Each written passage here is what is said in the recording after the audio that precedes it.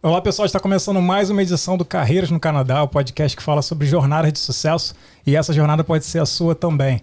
Como você já sabe, a cada edição nós temos um convidado especial que vem para cá contar um pouco da sua história e dar dicas para você que está em busca de oportunidades aqui no Canadá. Eu sou o Felipe Ramiro, ao meu lado meu amigo Rodrigo Goulart, e aqui já, como de praxe, a gente pede o seu apoio, se vocês puderem dar o like no vídeo, se inscreverem no canal e compartilhar, que assim vai poder espalhar o nosso trabalho.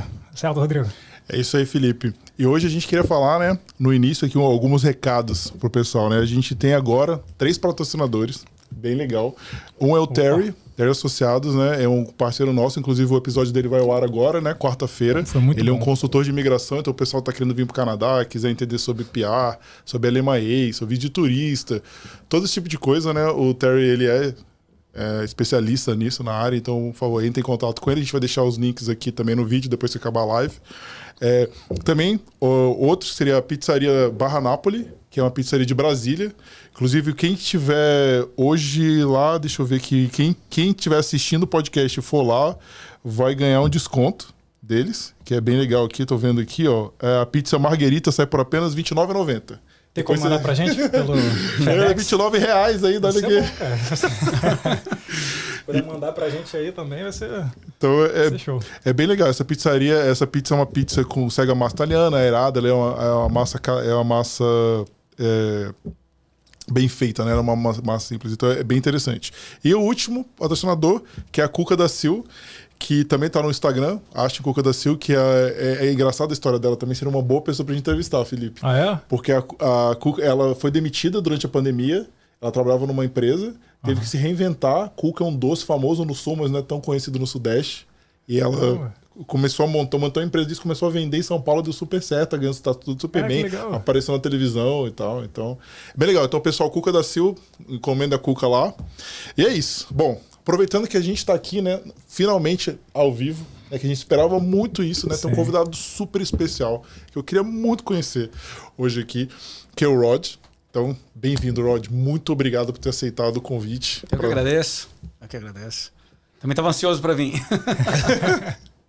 Rod, então, pessoal que não sabe, né, que não conhece, você é um super guitarrista, né? Até eu brinco, né? Eu conheci o Rod tem uns 2 anos aqui, com um amigo meu em comum, né?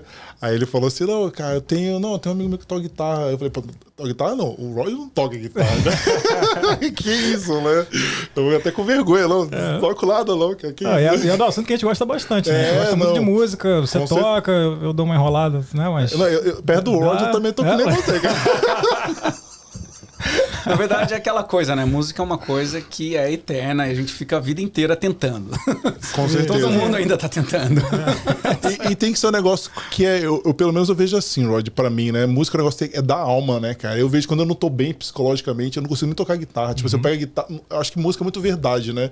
Acho que você ainda mais como que faz música, né? Assim, instrumental ainda, então aquela é a sua verdade que você tá passando. Então, isso pra mim é muito forte, né? Sim, com certeza. Mas, Rod, conta pra gente aí, vamos começar, né? A gente segue a nossa roteirinho aqui, né? Que a gente chama de Jornada do Herói, né? Que seria desde o início, né? Como começou como que você decidiu tocar guitarra, quantos anos você tinha? Conta aí um pouquinho pra gente. Isso faz tempo, hein? Será que eu lembro ainda?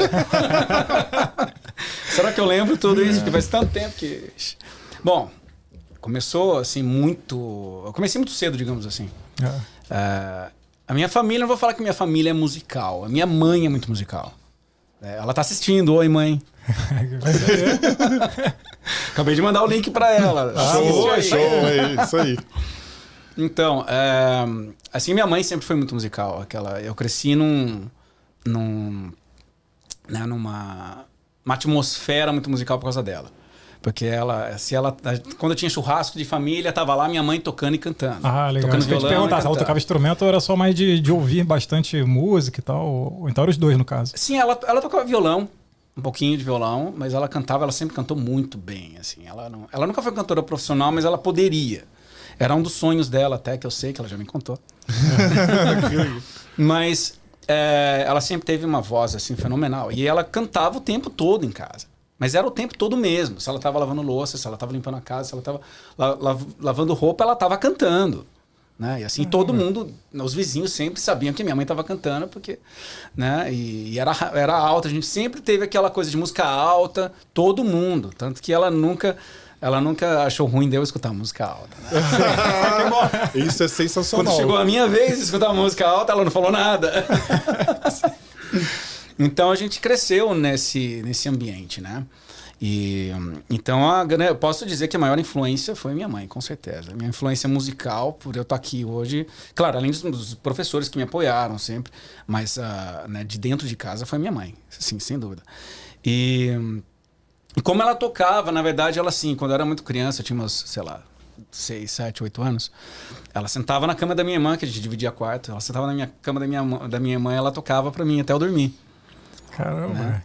Que, aliás, eu tô fazendo uma música pro meu próximo disco, que é pra ela, e que vai chamar Mom's Lullaby. Oh, que legal, que legal. Que pra quem não sabe, ela, como ela tá assistindo, eu tenho que trazer. Né? Que o nome da... mãe, agora você sabe que o nome da música... primeira mão, né? O nome da música é Lullaby, como é que é Lullaby em português, gente? Eu não lembro. Pegou também. Lullaby, canção de ninar. Canção de ninar. Isso, assim, né? canção de ninar da mamãe. Que legal. Mas você falou uma coisa que a gente comenta aqui no podcast sempre. Quando a gente morava no Brasil e via alguém falando inglês, não sabia os termos, ficava soando como metido, mas a gente já deixou claro que não é isso. Porque a gente vive num ambiente que só fala inglês. Então, naturalmente, algumas palavras se perdem aí. Você acaba esquecendo as palavras que a gente não usa mais. E, né, tantos termos que a gente não usa. Fala, como que fala isso, né? Então... Não, isso aconteceu comigo na faculdade também. Tinha um professor que ele teve experiência internacional, ia dar aula, aí metia uma expressão em inglês, eu falava, que palhaçada, cara. Mas não é, cara, porque realmente você tenta lembrar e esquece, aí vai o inglês primeiro. Pois é, e é natural, não adianta. Não é nem tem como pensar nisso, né? Mas voltando lá, Rod, aí beleza, você teve toda essa pegada, né, com a sua mãe lá, que legal, cantava super bem, tocava violão. Você já quis a guitarra por quê? Você só queria o violão porque sua mãe tocava violão? Então não cheguei nessa parte. Na verdade, eu comecei cantando com ela. Eu lembro que até teve uma vez que eu tive uma experiência no palco, eu tinha uns 6 anos no máximo, acho. E eu gostava de cantar sertanejo com ela, porque ela gostava daquele sertanejo raiz. Né? Tá. E aquela coisa de, tipo, que... Não dá pra dizer que é raiz, mas aquelas coisas tipo Mato Grosso e Matias e tal. Esses caras mais antigos, Chitãozinho e Chororó e tal, essa galera mais antiga. E uma vez eu subi no palco pra cantar com ela e uma dupla sertaneja da região, que era famosa na época, que chamava Alan e Aladim. E eu subi com eles no palco. Mas o palco assim... Qual que era a sua região? Bragança Paulista. Sou natural de Bragança Paulista, que é 70 quilômetros de São Paulo. Mas essa história do palco aí foi por livre e espontânea pressão ou você queria participar mesmo? Não, eu nem sabia o que estava acontecendo. Porque lá na região a gente tem a tradição de festa do peão. E lá tinha como se fosse, não é os quiosques, mas tem tipo como se fossem os barzinhos e ainda tem as músicas ao vivo também, né? Naquela época aquela dupla não era famosa, né? Eles acabaram ficando um pouco mais famosos mais tarde. Sim. Mas eles estavam tocando nesse barzinho que tinha lá dentro toda aquela estrutura da festa do peão. E daí eu subi com ela e os dois. Às vezes eu tava nervoso, eu não lembrava da letra, ela cantarolava no meu ouvido, aí vinha o outro, cantava também no meu ouvido, né? E quantos anos você tinha mais ou menos? Eu tinha uns 6 anos. Nossa, bem novinho. Era bem novinho. Mas daí depois disso, na verdade eu comecei com bateria. Foi na bateria que tem um amigo do meu pai, que ele tinha 3 filhos e os 3 tocavam. E de vez em quando a gente ia lá na casa dele, e um tocava bateria e 2 tocavam piano. E certa vez, sei lá como que aconteceu, isso que falar bem a verdade eu também não sei, mas ele estava doando a bateria do filho dele porque ele ia comprar uma nova, né? E daí ele perguntou pro meu pai se eu não queria. Eu falei, lógico.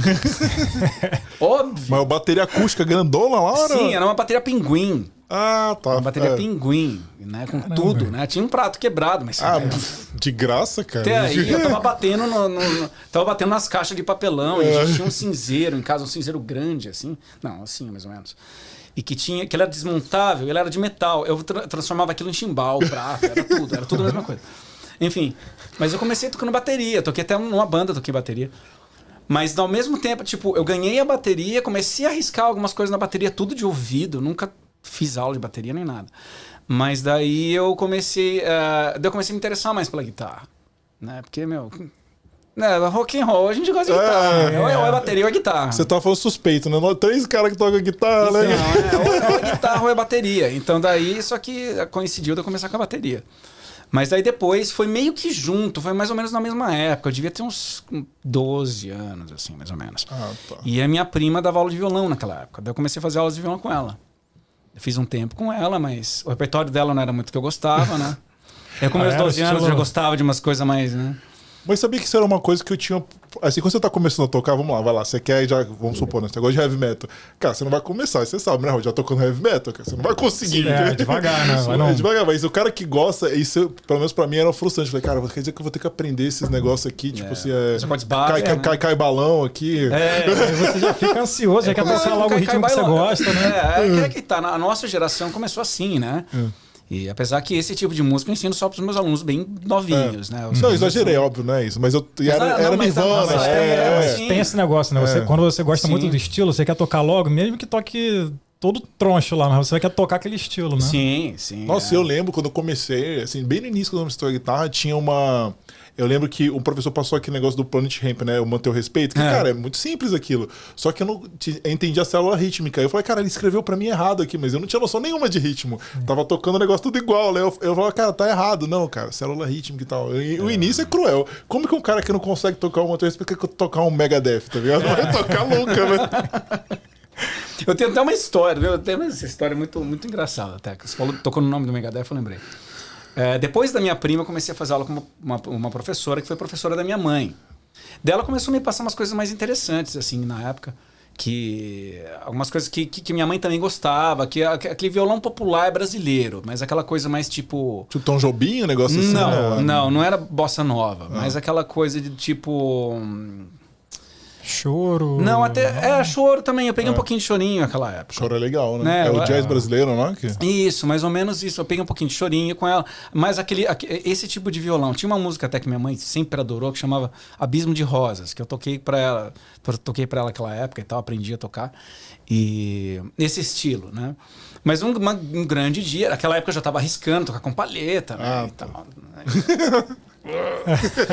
Um belo dia chegou a professora, né? E aí você estudou o Brasileirinho, ou o Abismo de Rosas, ou sei lá o que era. Você estudou? Estudei, mas eu também estudei outra coisa que eu quero te mostrar. Né? O que era? Era somente o riff de Holy Wars do Megadeth. Cara, mas já é um riff técnico pra caramba já, né? Ela tipo, chegou e eu fui mostrando pra ela, peraí, isso aí eu não tô reconhecendo muito bem esse estilo aqui. Ela falou, legal, bom. Assustou, não quero mais esse cara não. Não, mas aí eu já tinha meus 14 anos, assim, já era um pouquinho mais velho, já fazia um tempinho que eu tava tocando e tal, né? Mas nessa época... Daí já era caso perdido, já tava na música mesmo e já era. Mas aí você parou de fazer aula, Roger, ou você continuou lá, assim, com outros professores? Fiz. Eu fiz vários. Daí depois dessa professora eu tive aula com um professor particular, com outros professores particulares. Depois fui pro GT, né? Formei no GT, depois eu fiz também... Fiz aula com o Mozart Mello também, que foi professor do Kiko. Famoso. O Edu Edanui, fiz muito tempo de aula com o Edu e tal, enfim. Mas daí eu me formei no GT, daí também eu fiz... mais tarde eu acabei fazendo faculdade, também me formei na faculdade. Então... Em música? Em música. Nossa, que legal. E lá em São Paulo, você chegou a fazer show? Você tinha banda? Como foi a tua entrada, assim, beleza? Você aprendeu o instrumento, como foi sua entrada no mercado profissional? Eu tive minha primeira banda, assim, vamos dizer assim, mais banda, né? Eu tinha uns 16 anos. E a gente tocava essas coisas, né? Megadeth, Iron Maiden, né? Não, eu nunca fui muito fã do Iron. Por incrível que pareça. Caramba. E gosto de algumas músicas, assim, mas nunca fui muito fã. Eu sei que muita galera tá me crucificando. Então, daí...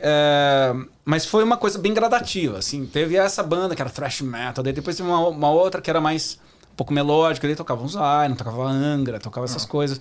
Que naquela época foi 97, que esse estilo tava bem alto. O Angra bombando aí nessa época. Bombando, né? Stratovarius, essas... Enfim, daí depois, daquela época, na verdade, surgiu uma oportunidade para começar a tocar em bar. Né? Que eu falar bem a verdade para você, eu não sei como surgiu, eu já não lembro mais.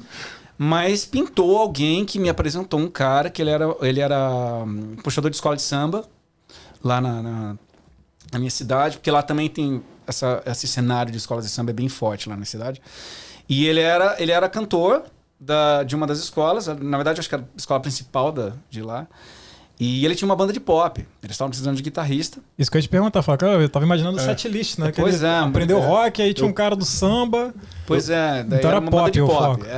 E aquela época tava bombando, aquela época que o axé tava em alta. Sim. A gente tocava bastante axé também. Mas era Então, nacional e internacional? Não, era só nacional. Só nacional. É isso que eu ia te perguntar. Então, você, assim, como todo músico brasileiro, né, não consegue tocar só rock, né? Pra você poder entrar no mercado, você tem que... né? Sem dúvida. Você tem que tocar, tem que tocar sertanejo, o que a galera quiser ouvir lá, né? Sem dúvida. Nessa época eu imagino muito axé, né? Anos 90, né? Sim, isso foi em 97, 98, mais ou menos. Então o axé tava em alta, né? Aquelas Terra Samba, Banda Eva. Então a gente tocava bastante dessas coisas. Tocava muito Barão Vermelho também. Isso que eu ia falar também. O rock nacional também tava bombando, assim, várias bandas. Tinha o Charlie Brown, que tava bem em alta. Raimundos. Paralamas, Barão. Paralamas, eu aprendi muito com aquela banda, sabe? Eu acho que aquela foi ali que eu comecei a fazer dinheiro com banda, né? Mas eu já dava aula, já fazia tempo que eu dava aula. Você já tava vivendo de música aí. Já tava vivendo de música. Eu comecei a viver de música com 18 anos. Caramba, bem cedo. Mas antes disso, eu já trabalhava com arte. A arte sempre teve em casa. Sempre. Né? Minha mãe começou pintando cedo. Daí eu comecei a pintar também por influência dela. Sempre gostei muito de pintura, ainda gosto. Aí você pensa, desse tipo de arte. Você pratica hoje a pintura? De vez em quando, sim. Sim, eu ainda gosto muito de pintura. Aliás, eu tenho um quadro que eu sou muito orgulhoso, que tá na casa da minha mãe até, que é eu pintei pra mim, assim, né? Que eu fiz a capa do Angels Cry do Angra. Caramba! E eu mostrei pra eles. Eles viram. Eu mostrei pro que eu aquela capa histórica, né? Assim, bem linda, famosa, né? O anjo, Rafael falando do anjo e tal. Sim, eles viram. O André não viu. Eu cheguei, contei pra ele, mas ele nunca chegou a ver. Mas o Rafael e o Kiko, eles viram. E tal. Mas enfim.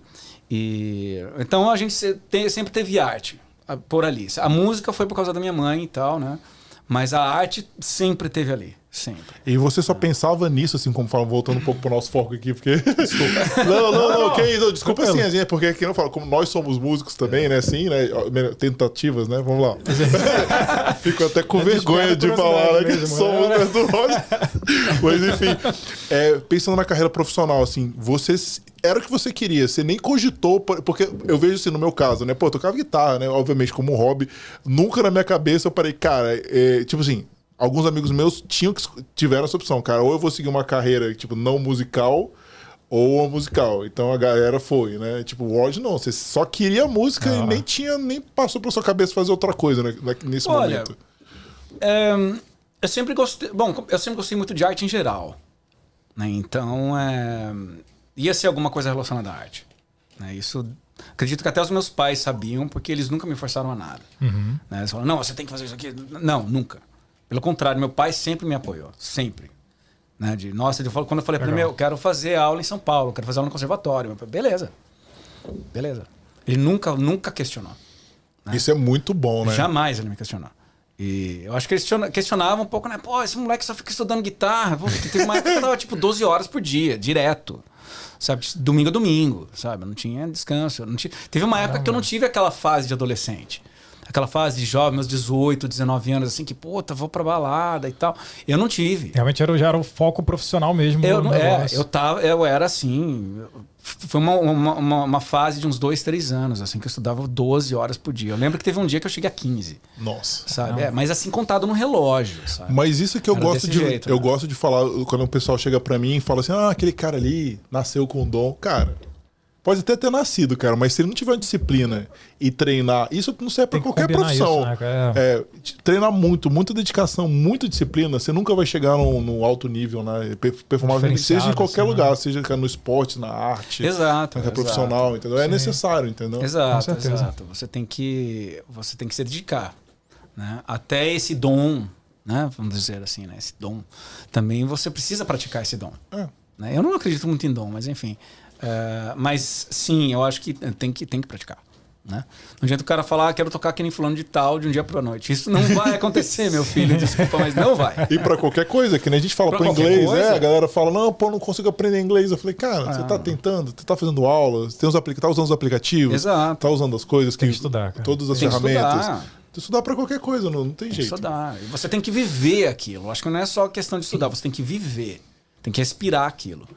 E essa foi uma fase que eu respirava guitarra, sabe? Tipo, Todos os meus amigos eram músicos, eu não queria saber de amizade com outras pessoas que não mexiam com música e assim por diante, né? Foi uma imersão, assim, forte, né? Foi. E como que você saiu dessa imersão aí pra tentar... Quando você saiu dessa imersão, quando você teve que ir pra noite mesmo, como que foi isso? Não, foi depois, foi bem depois. Ah, foi depois. Foi bem depois.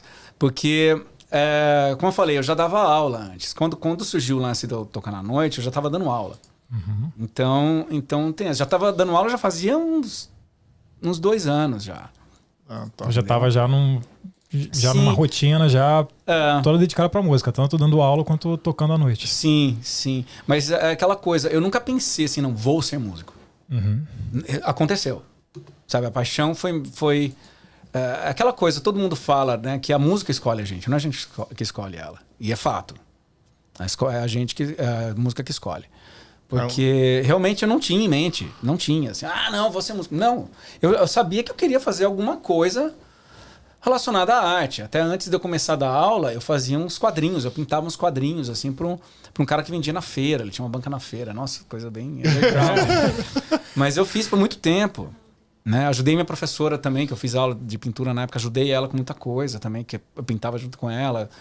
Que ela fazia umas coisas para fora, ajudava ela. Então eu sabia que... era aquele caminho, era no meio da arte, né? Porque música é arte, né? Sim. Você chegou a comprar aquelas revistas de cifra também na banca? Tinha o Renato Russo na capa? Ainda tem. Esse é clássico, acho que todo mundo começou com aquilo, né? Aí quando você vai evoluindo, você vê, cara, esse acorde aqui tá errado. Você começa a corrigir o negócio. Esse aqui tá errado, não é bem assim não. Não, e o pior é que aquela época que eu comprava essa revistinha, eu era super metaleiro, né? Eu via, nossa, né, toque... Né? Tipo, Metallica, não sei o quê. Eu olhava na hora que eu ia tocar, mas não é essa música. Não, e o repertório era sempre bem diversificado, né? Tinha assim, Renato, Legião Urbana, Patofu, Metallica. O negócio cheio dos riffs complexos, aparecia só tipo assim, Fá maior, tá ligado? Uma introdução ali bizarra, então um acorde assim. Aí continua o acorde e vai embora. É bem isso mesmo. E Rod, assim, uma das perguntas que eu gosto de fazer também pra galera da música, assim, ainda mais você, cara, você tem uma veia super roqueira, né? Você começou a tocar guitarra porque, cara, tu gostava do rock and roll, queria lá. Aí você vai pro Brasil, você tá lá no Brasil, tem que tocar o sertanejo. E tipo assim, como que é isso, né? Depois acho que você pegou, vai no automático, né? Mas é complicado isso, né? Não? Tipo, uma relação, cara, putz, cara, pra eu sobreviver ou pra poder fazer, vou ter que tocar um estilo que não é minha praia, cara. Quando você é novo, é difícil. Né? Porque eu, por exemplo, a época que eu tava tocando os axé, eu tinha o cabelo no meio das costas. Sabe? Tô tocando com Ibanez e... Sabe? Aceitando... Eu lembro uma vez que eu tinha acabado de voltar de um workshop do Paul Gilbert. Caramba! Né? E daí eu tinha uma gig no mesmo dia, né? Eu cheguei, fui pra gig. Eu vi o Paul Gilbert tocando com a guitarra mais embaixo. Eu falei, não, eu quero tocar a guitarra mais embaixo hoje. E aquele dia, os poucos solos que eu fazia aquela noite, eu descia a mão, né? Eu falei, né? Pô, tinha acabado de ver o Paul Gilbert, né? O Paul Gilbert, pra galera que não conhece, que não é da música, meu Deus, eu não sei nem descrever a monstruosidade que é o Paul Gilbert, né? O cara... toca no Mr. Big, projeto solo. É um monstro. Todo mundo conhece o To Be With You. Então, se a gente cantar To Be With You, todo mundo vai saber. É um monstro, é impressionante. Até hoje, né? Assim, é surreal. Então foi assim, tipo, claro que pela idade que eu tinha um certo preconceito, óbvio. Mas mais tarde, quando eu cheguei a tocar em banda de baile, por exemplo, que foi uma experiência assim fantástica, foi muito legal. Não era o que eu queria, não é. Depois eu vi que não é isso que eu quero fazer. Mas foi uma experiência fantástica, sabe? Aprendi muito, tocar de tudo, né? Tudo. Não tocava sertanejo. É engraçado, o sertanejo mesmo eu não toquei muito. Quando é baile, eu não sei, pelo menos os que eu ia lá no Brasil de formatura, essas coisas, eles seguiam na época, né? Acho que eles começavam nos 40, né? Sei lá.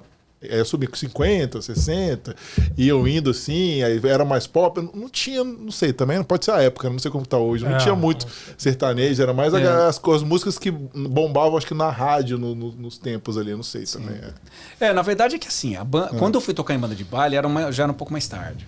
Né? Eu já era um pouco mais velho e tal. E foi em São Paulo. Então já era uma banda mais chique, uma banda maior. Era pra formatura? Como que era? Formatura e casamento. Aí casamento é forte, né? E eles faziam muito casamento judeu também. E daí eu lembro até que essa foi uma experiência muito bacana até. Pelo fato também de tocar nos casamentos judeus, tinha que tocar as músicas judaicas. Né? Os temas judaicos. E era muito interessante isso, porque assim... a gente tinha que tocar um medley de uns 20 minutos de música judaica. Caramba. E tinha que tocar lendo. E eu não estava acostumado a tocar lendo. E então eu tive que aprender a tocar lendo, tocar aquele medley inteiro de 20 minutos e pouco, com todas aquelas convenções, aquelas paradinhas, que tá uma parada aqui, depois uma parada ali e tal. Era difícil, mas foi uma experiência, assim, fantástica. É porque tem a brincadeira entre os músicos, né? Que falam, você quer matar um guitarrista, bota uma partitura na frente dele. Sim. Hoje eu já leio bem melhor. Hoje em dia eu não tenho tanto esse problema. Mas na época, eu tive muito problema para ler, né? Mas essa banda tocava os jazz standards, tocava tudo aqueles pops disco dos anos 70 e tal. Era bem legal. Tocava umas coisas atuais também, umas coisas bem legal. Mas na época eu não tocava tanto sertanejo, porque também o sertanejo não estava tão forte naquela época. Sabe?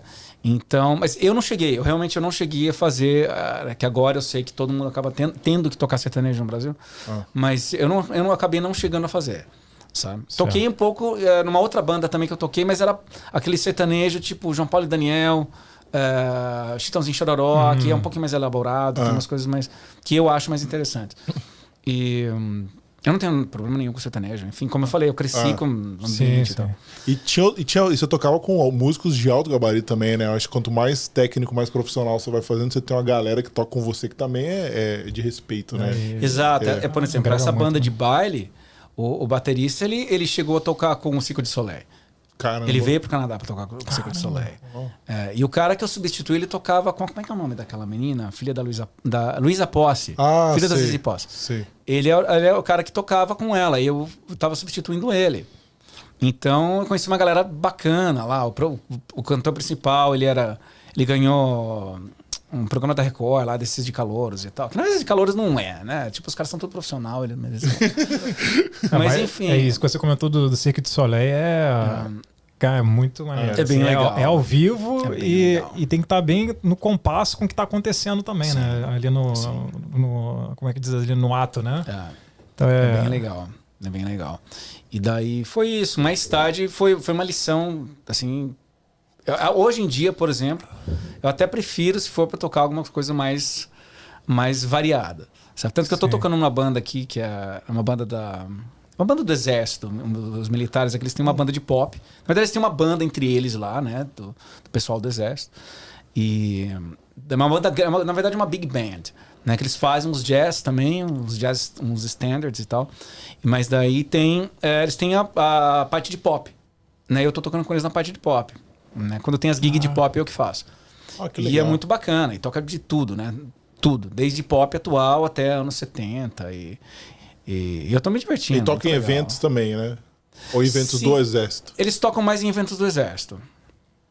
Tocam mais em eventos do Exército. Tá, legal. Não vamos chegar então, Filipão, na parte que aqui a galera quer saber, né? Vai lá, você músico lá no Brasil, beleza, quando fez essa carreira lá, tava tocando lá, dando aula, né? Que você tava falando. Você chegou a ter alguma... Antes de a gente chegar, nossa, a galera quer saber. Você chegou a ter banda própria? Você pensou nisso, do rock and roll ou não? Sim, tive. Passei por várias bandas, de quase todos os estilos, vamos dizer assim. de música própria também? Não, de música própria não. Música própria, a grande maioria foi de mais rock and roll mesmo. Entendi. Mas de estilos assim que eu já toquei, eu acho que tem pouca coisa que eu não cheguei a tocar. Eu não vou falar assim, eu cheguei a tocar, mas... Pô, tem caras que são muito mais versáteis que eu. Sim, mas...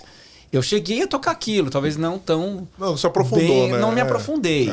Né? Porque eu também não quis, porque não era também o que não dá. eu queria. Música é enorme, né? Tem milhares de coisas, né? Exato, não vai conseguir tocar tudo. Quando a gente fala, tipo, o cara é músico, mas é um mundo de diversidade, de segmentos muita que você pode fazer na né? música, né? Que nem no meu caso, eu sempre fui professor. Né? O meu ganha-pão principal sempre foi dando aula. Né? E você chegou a ter alguma experiência internacional, assim, que você tocava no Brasil, e em algum momento você chegou a falar assim, não, vou tentar arriscar em algum lugar para fazer um show com uma banda, alguma coisa assim, ou não? Olha, há muito tempo atrás, quando eu lancei minha primeira demo tape, demo tape, isso foi que em 99, 2000, assim, antes da internet, né? A internet era realmente aquela fitinha, né? Sim. E aquela época, que nem a internet estava engatinhando, né? Mas eu já tinha um site, né? Tipo, eu já pensava, não, tem que ter um site. E acabei, na verdade, até tendo contato com alguns caras de outros países através do site. Um deles era o Bumblefoot. Que, na verdade, na época, ele também não era, sabe? Ele também não... Ele tinha, eu acho que um disco gravado na época, não sei, sabe? Não era conhecidão ainda, né? Sim, mas a gente trocou uns e-mails, assim, sabe? Eu arriscava o inglês, assim, né? Tipo... mas a gente trocava. Eu até, na época, eu digitalizei a minha música, eu mandei pra ele e tal, mas ele não vai lembrar, né? A gente até conversei quando ele veio pra cá, até a gente se conheceu, mas não toquei nesse assunto, porque óbvio que ele não vai lembrar, porque isso foi, quantos anos atrás, né? Quase 25 anos atrás. E 22 anos atrás. Então, enfim, teve um convite para tocar na Itália naquela época. Mas eu era muito novo, eu não sabia de né? Eu também não tinha condições de ir para Itália, sabe? Mas teve um convite para tocar na Itália, né? E eu até desconfiei na época, falei, nossa, mas como, né? Que a minha música chegou na Itália. Mas era banda, era conservatório? Não, era para fazer um evento de guitarra na Itália. Olha, que legal. Pois é, isso foi em 2000. Caramba. Não sei como minha música chegou lá na época. Sinceramente, não sei. E... Então, você já, desde o início, você já compunha, né? Assim, já era, teu foco não era só executar a música dos outros, era fazer a sua própria música. Desde muito novo, né? Sim, mas sempre toquei muito cover também, né? Sim, porque não tem como, né? Tem não tem uma como, cultura de cover. A gente sabe que tem. Aqui não tem, mas lá tem, né? Então, a gente tem essa cultura de cover e, na verdade, acho que as bandas covers do Brasil são fenomenais. Fenomenais. Né? Eles incorporam, né? Sim. Incorporam, galera. São fantásticas. Tem umas até que são conhecidas no mundo todo, né? Sim. Sim. Tem selo, tem uma que tem o selo oficial do Iron Maiden, cara. Exato. O Iron Cover. O cara tem noção do peso disso, cara. Cara. Exato, que eles são fantásticos. Eu já assisti várias vezes. Né? Aliás, abraço pro Rodrigo. É um monstro. O Rodrigo Falzino, né? Rodrigo, abração. É verdade, sim. Monstro. Abração, Xará. Só tem monstro, cara. E o Eric também, baterista. Enfim, nossa, não posso esquecer do Pedro, também outro guitarrista.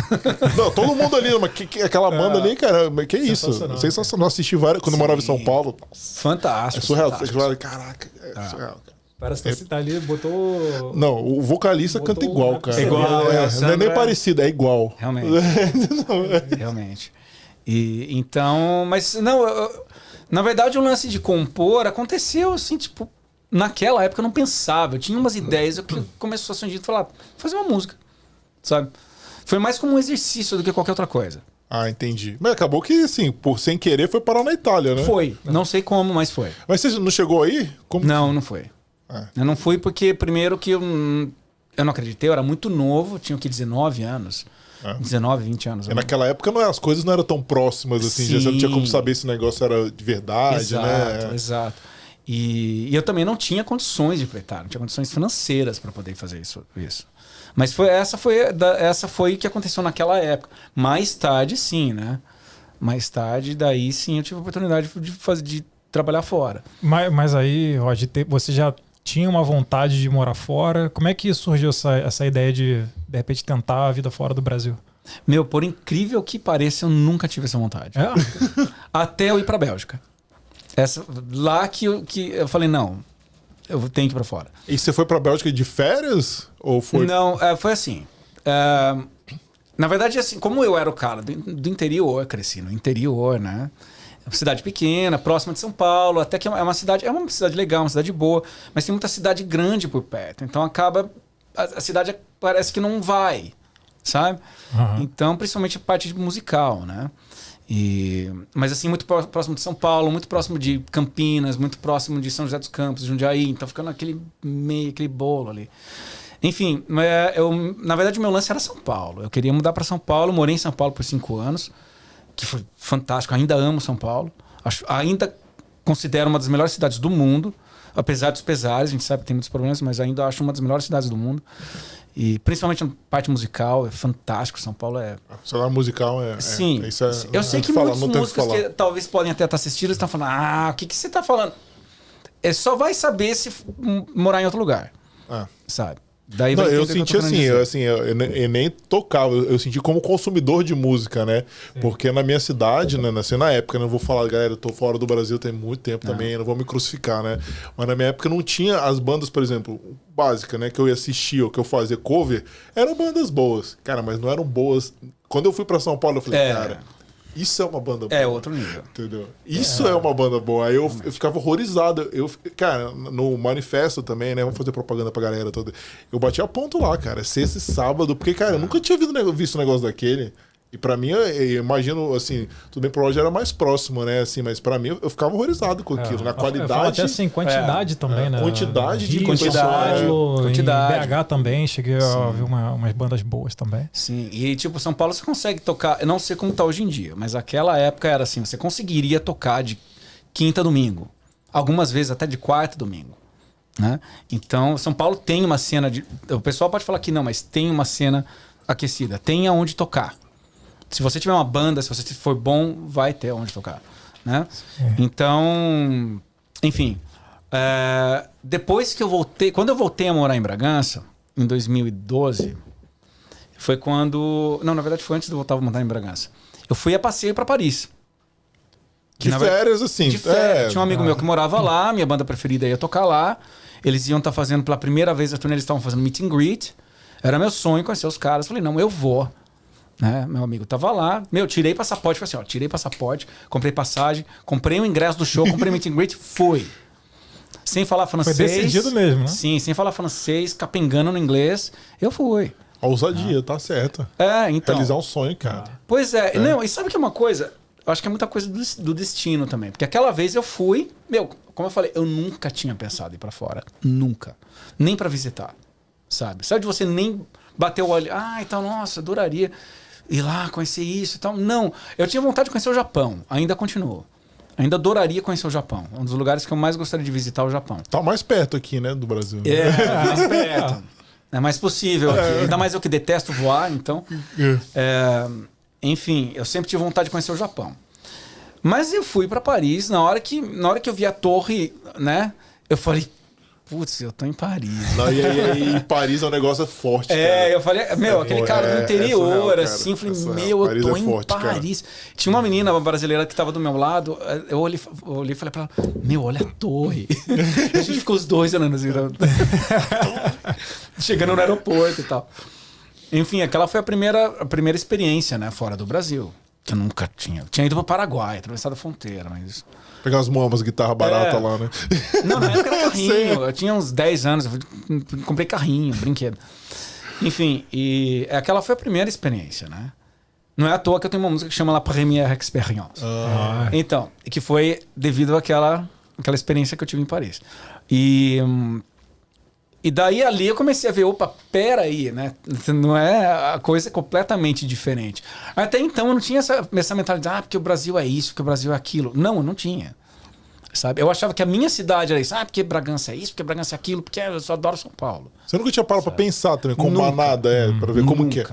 E você chegou nessa viagem de Paris, chegar a explorar o cenário musical lá, pra ver como que era? Ou não era pegado, tava só de turista? Não, eu fui pra conhecer mesmo, sabe? Turista. Então foi mais a parte cultural que chamou essa atenção, isso é muito legal. Exato, porque ainda mais, Paris é uma cidade que, a cultura tá no ar, ali, né? cultura, transborda, né? Você vai em Montmartre, sobe aquele... Você vai lá em Montmartre, você vê a galera pintando na rua, fica meio de queixo caído. Falei, tudo lá, né? Que é o Museu de Rodin, ali é surreal, cara. Surreal. Então eu fiquei em choque. Qualquer assim. tipo de arte lá. Mas mesmo ali, eu ainda não falei, quero sair do Brasil. Não. Eu ainda não tive isso, por incrível que pareça. Porque também tem aquela coisa, às vezes a gente tem a percepção do turista e da pessoa que está morando no lugar, né? É diferente. Exato, né? que é bem diferente. Muito bem comentado. Isso é muito bem verdade. Você vai para um lugar e fala assim, caramba, adorei, quero morar aqui, mas é diferente. A vida do turista... Exato. Eu não preciso ir longe. Em São Paulo, cara. Quando você mora lá, tem que trabalhar, pegar trânsito aqui. Agora, quando você vai de turista... Agora, quando eu vou lá em São Paulo, tô na pegada de turista, eu vou aproveitar toda a parte boa. Pois é bem diferente. Pois é.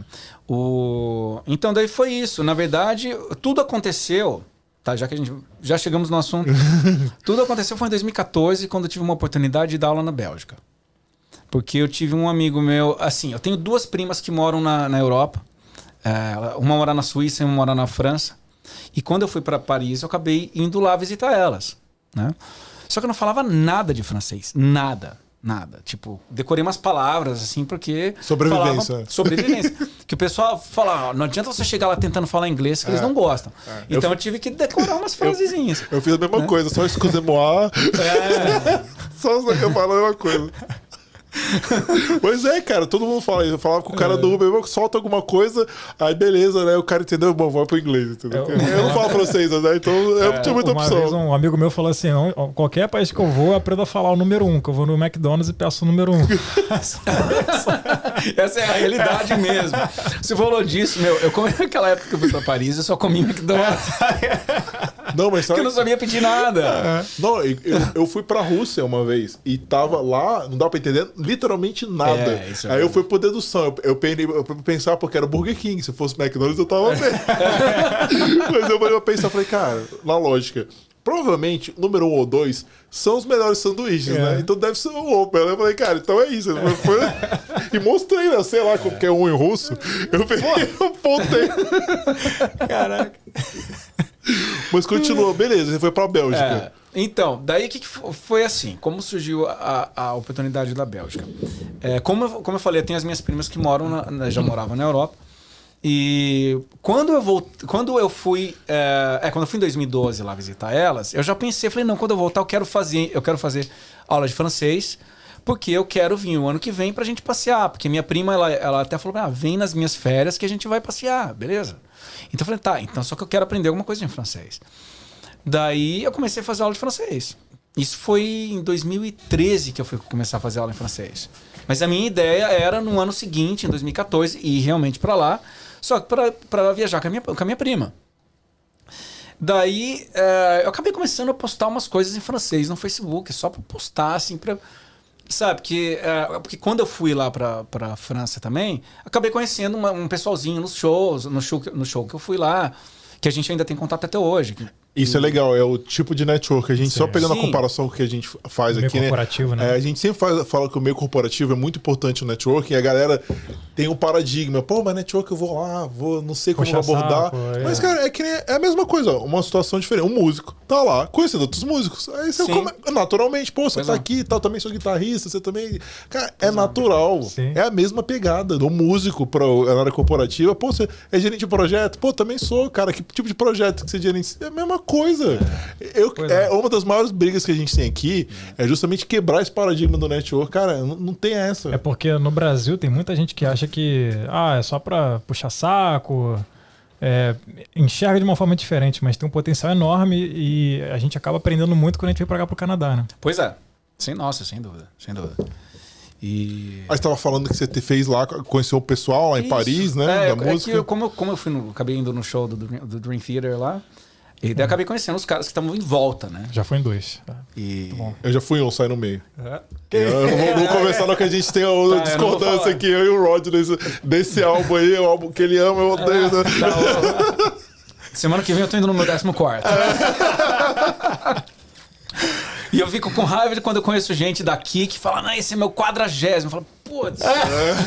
Te passou, né? Me passou. Enfim, e daí eu acabei postando algumas coisas no Facebook. Também porque as minhas primas podiam me corrigir também, né? Elas também estavam no Facebook. Daí tinha um cara da minha cidade que ele morava na Bélgica. Que eu tinha ele no Facebook, mas já não tinha contato com ele já fazia muito tempo. A gente nunca teve muito contato, na verdade. Mas daí ele viu, daí ele me chamou em inbox, falou, você tá estudando francês? Eu falei, sim, tô. Daí ele falou, pô, legal. Daí foi por isso, né? A gente conversou um pouquinho, bateu um papo, beleza. Na semana seguinte, ele veio falar comigo, eu quero te fazer uma proposta. Tá bom, que proposta será que deve ser, né? Eu tô indo pro Brasil no ano que vem. Isso foi em 2013. Tô indo no Brasil no Carnaval de 2014. E você quer vir pra cá me substituir nas minhas aulas? Eu falei, lógico. Posso comprar passagem já? Foi exatamente desse jeito. Caramba. Tudo network, contato, oportunidade, estava preparado na hora.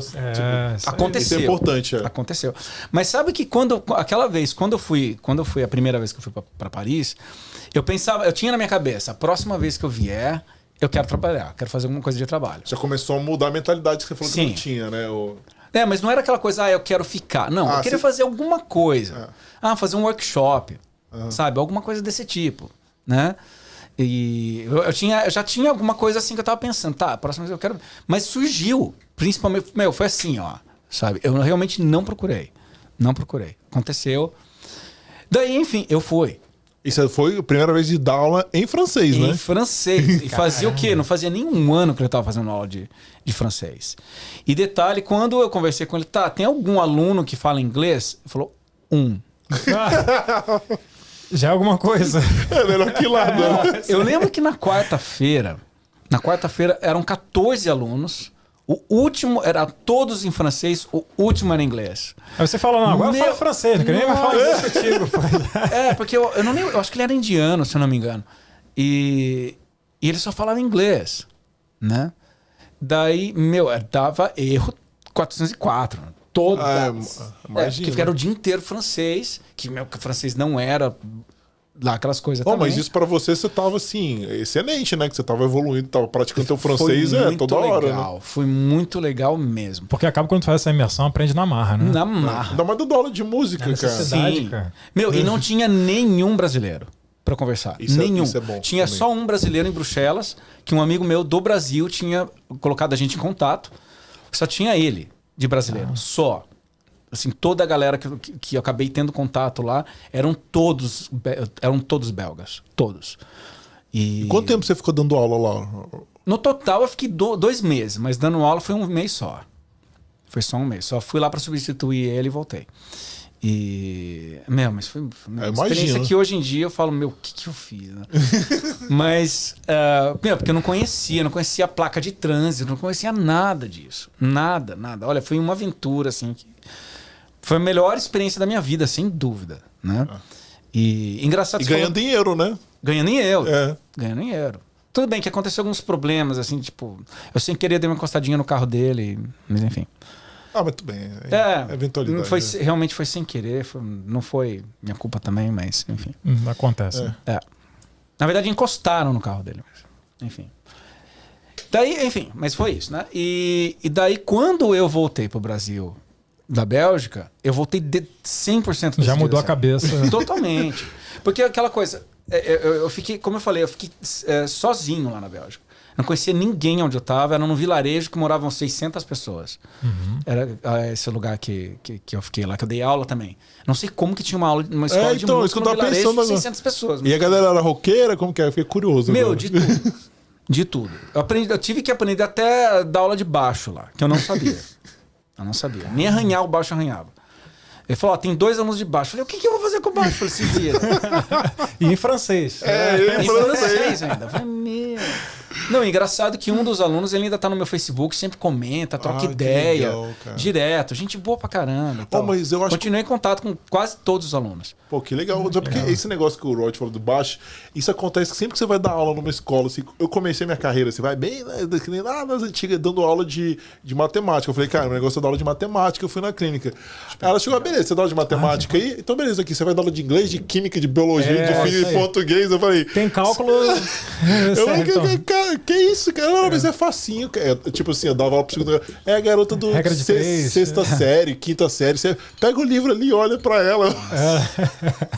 Então. Não, e detalhe que um dos alunos lá, ele já tocava bem baixo. Eu falei, o que eu vou fazer com esse cara? Mas tem a parte da teoria também, né, Rod? Sim, que aí sim você pode ajudar muito, né? Que é um cara que, mas eu tive que adaptar algumas coisas pra ele. Algumas coisas que eu já sabia da guitarra, por exemplo, que eu adaptei pro baixo. Falei, porque você não faz, por exemplo, né, os arpejos, que ele não sabia, os arpejos tétrades e tal. Pra ele poder encontrar, né, as notas do acorde. Falei, nossa, eu nunca fiz isso. Mas ele já tocava umas coisas legais, assim. Agora que você entrou nesse negócio aí, só vou pegar um parênteses aí, porque eu vou ter que perguntar isso. Cara, como que você memoriza esse negócio? Porque eu fiz aula de guitarra há muito tempo, beleza. Aí tinha lá, decore os arpejos tétrades, decore as tríades, não sei o quê. Só que acontece, eu decorava isso pra passar de nível, né, que tinha a provinha lá de execução.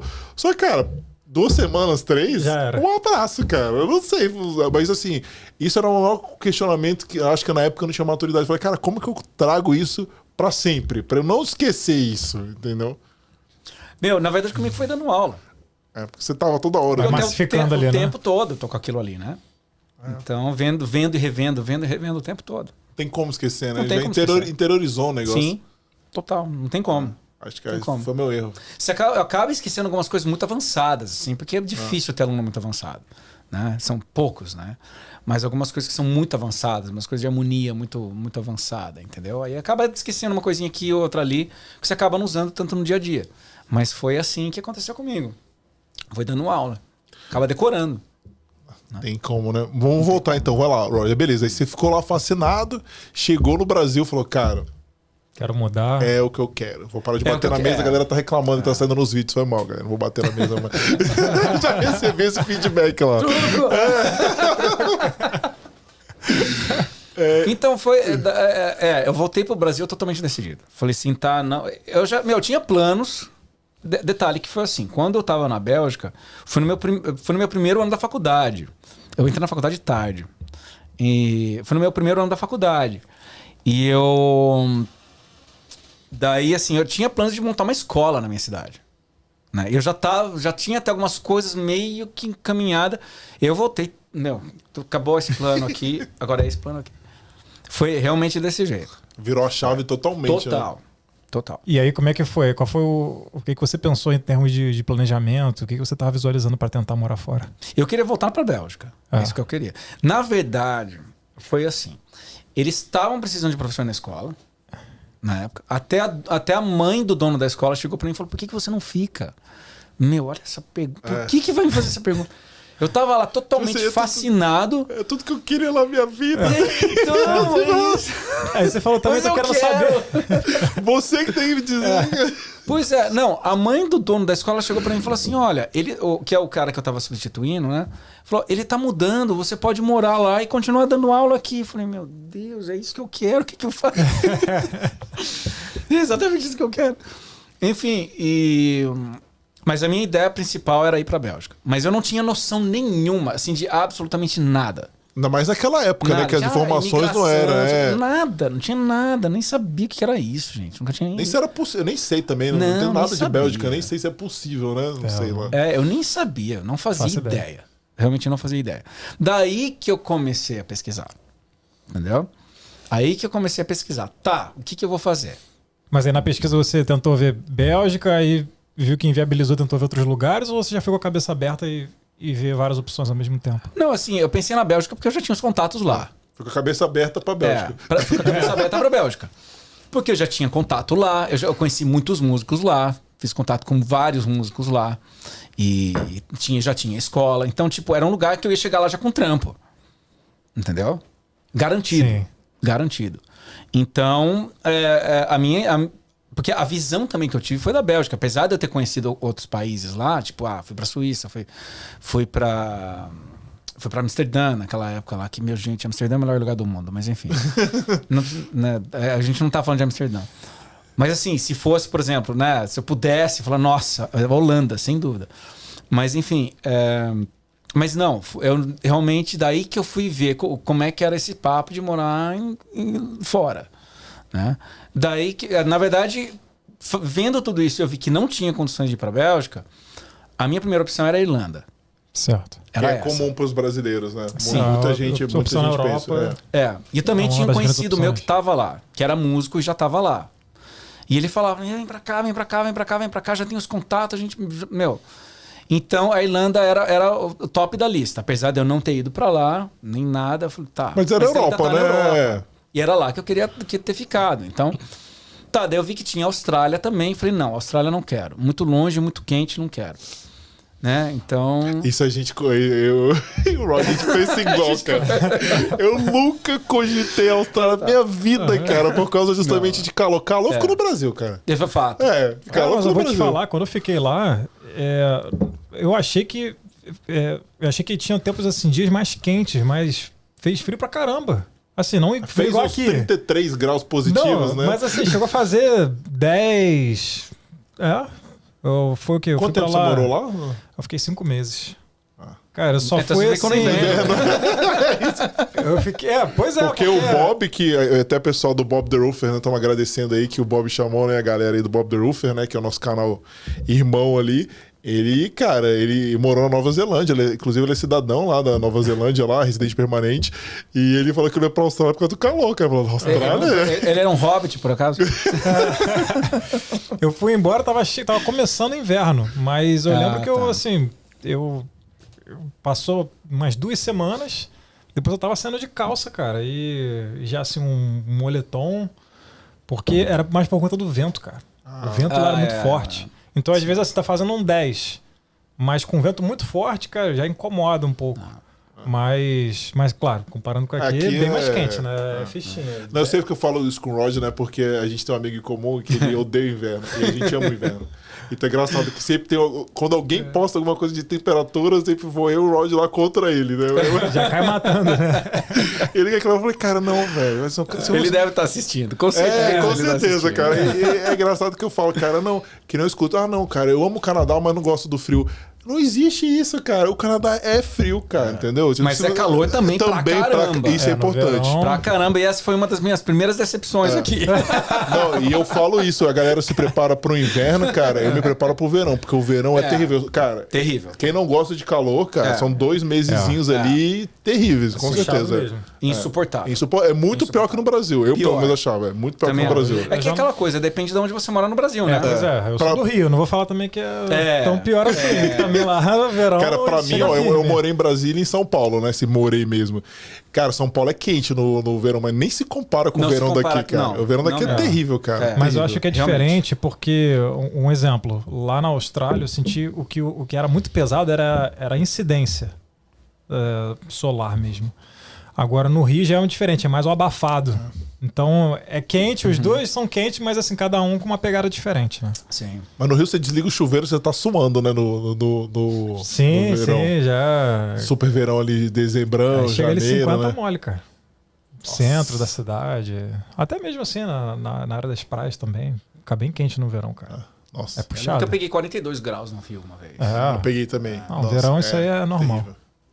Mas aqui eu acho que, tipo assim, uns 35 aqui já é muito pior que os 42. Nossa, eu não sei porquê, cara. É terrível, cara, o verão. Inferno aqui. na terra. Isso é por causa do contraste, sei lá, porque é muito frio. Por causa que é muito úmido, né?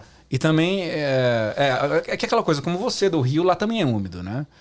E que nem da onde eu sou não é. Então, Bragança é uma cidade mais alta, não é tão próximo de Monte Verde, né? Então... O Rio tem aquela cadeia montanhosa, eu não entendo também, galera, não vou me crucificar não, mas pelo que eu sei, um dos motivos do Rio ser quente é porque tem aquelas montanhas em volta, né, que dão uma abafada, né?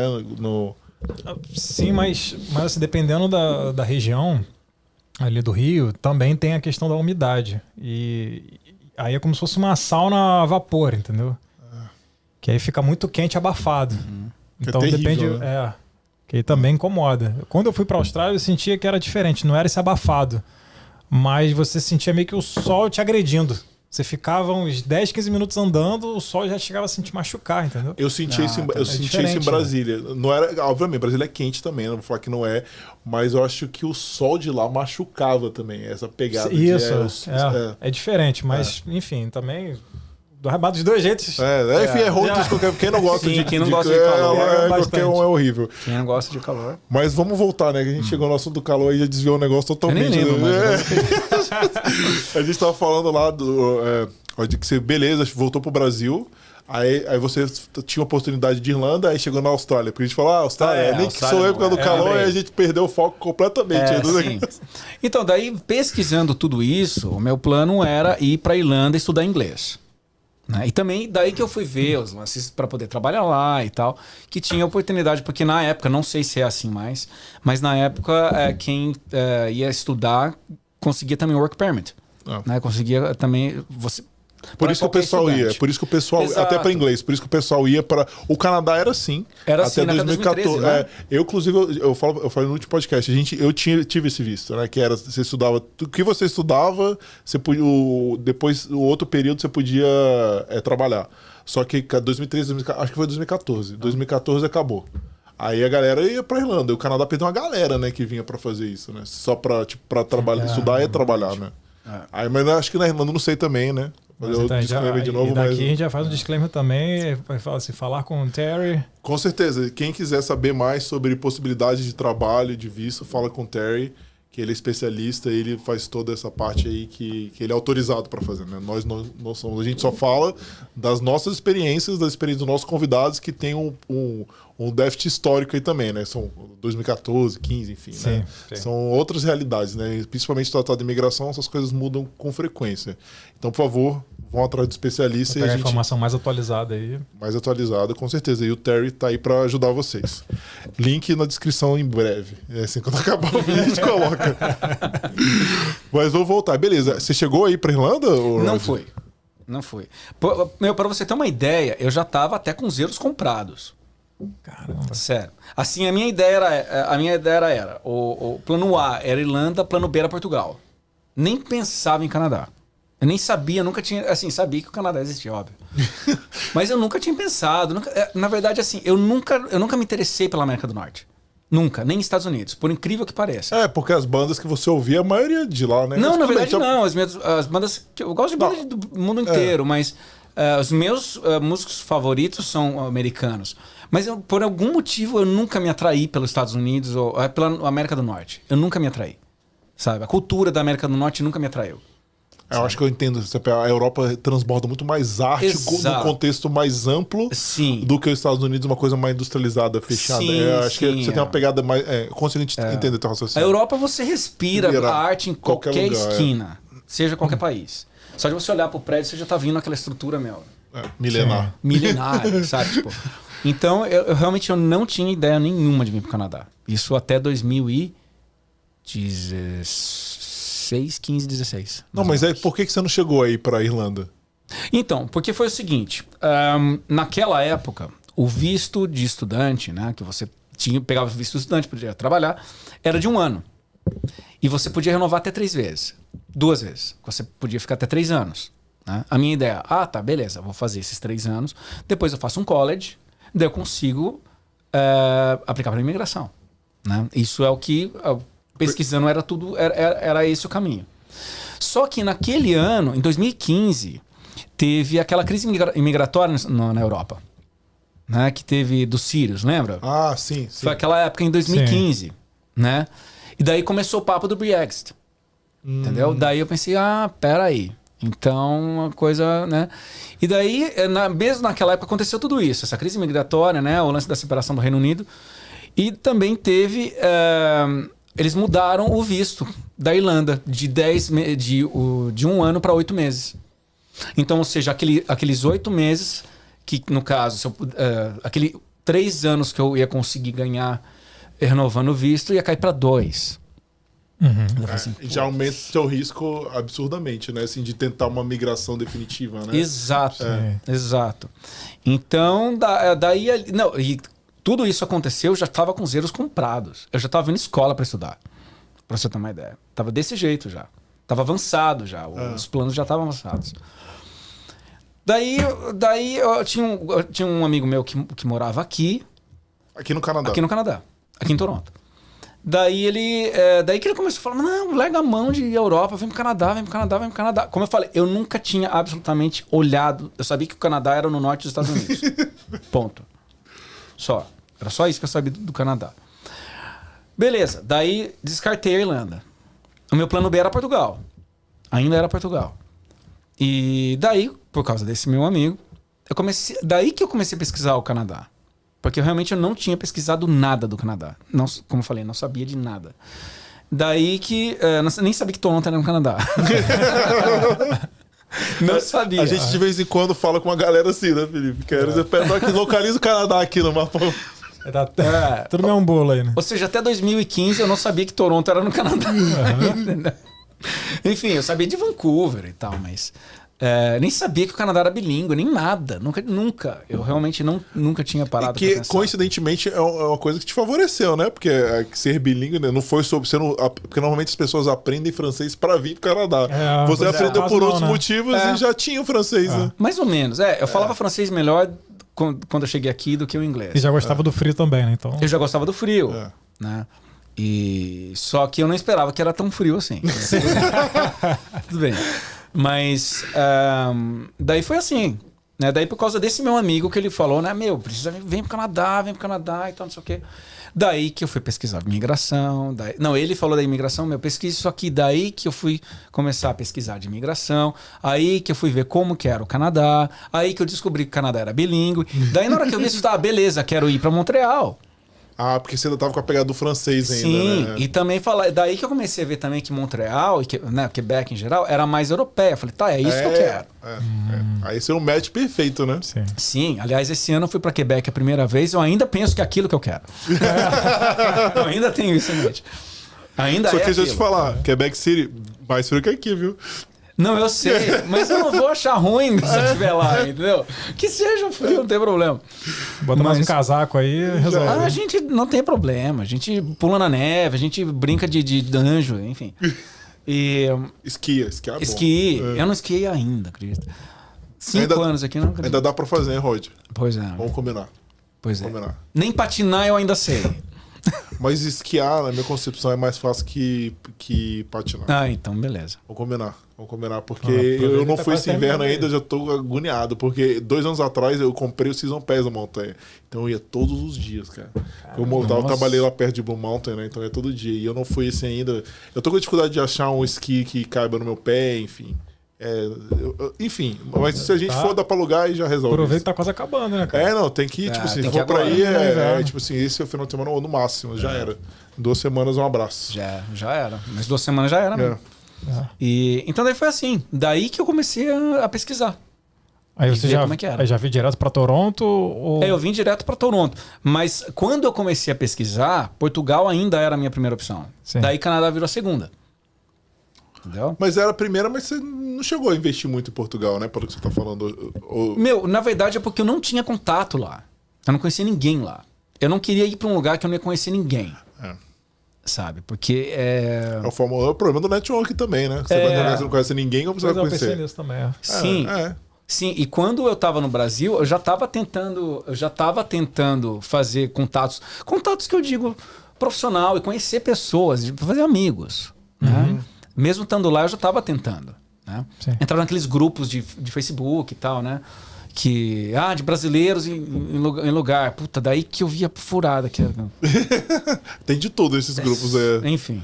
Daí que eu vi que é burrada que eu fiz. Mas enfim. Mas enfim, foi assim que eu comecei a... pergunta para um amigo, você conhece fulano de tal, que mora em tal lugar? Conheço. Pô, começa a conversar com ele. Nessas indicações, as coisas foram bem melhores, né? Do que ficar caçando um grupo de Facebook, entendeu? Um grupo de Facebook não conhecia ninguém, nem nada. Foi até pior, né? E nem sempre as pessoas são receptivas, né? Não são receptivas a tentar, sei lá. Exato. Então foi mais indicação, foi fazendo contatos assim.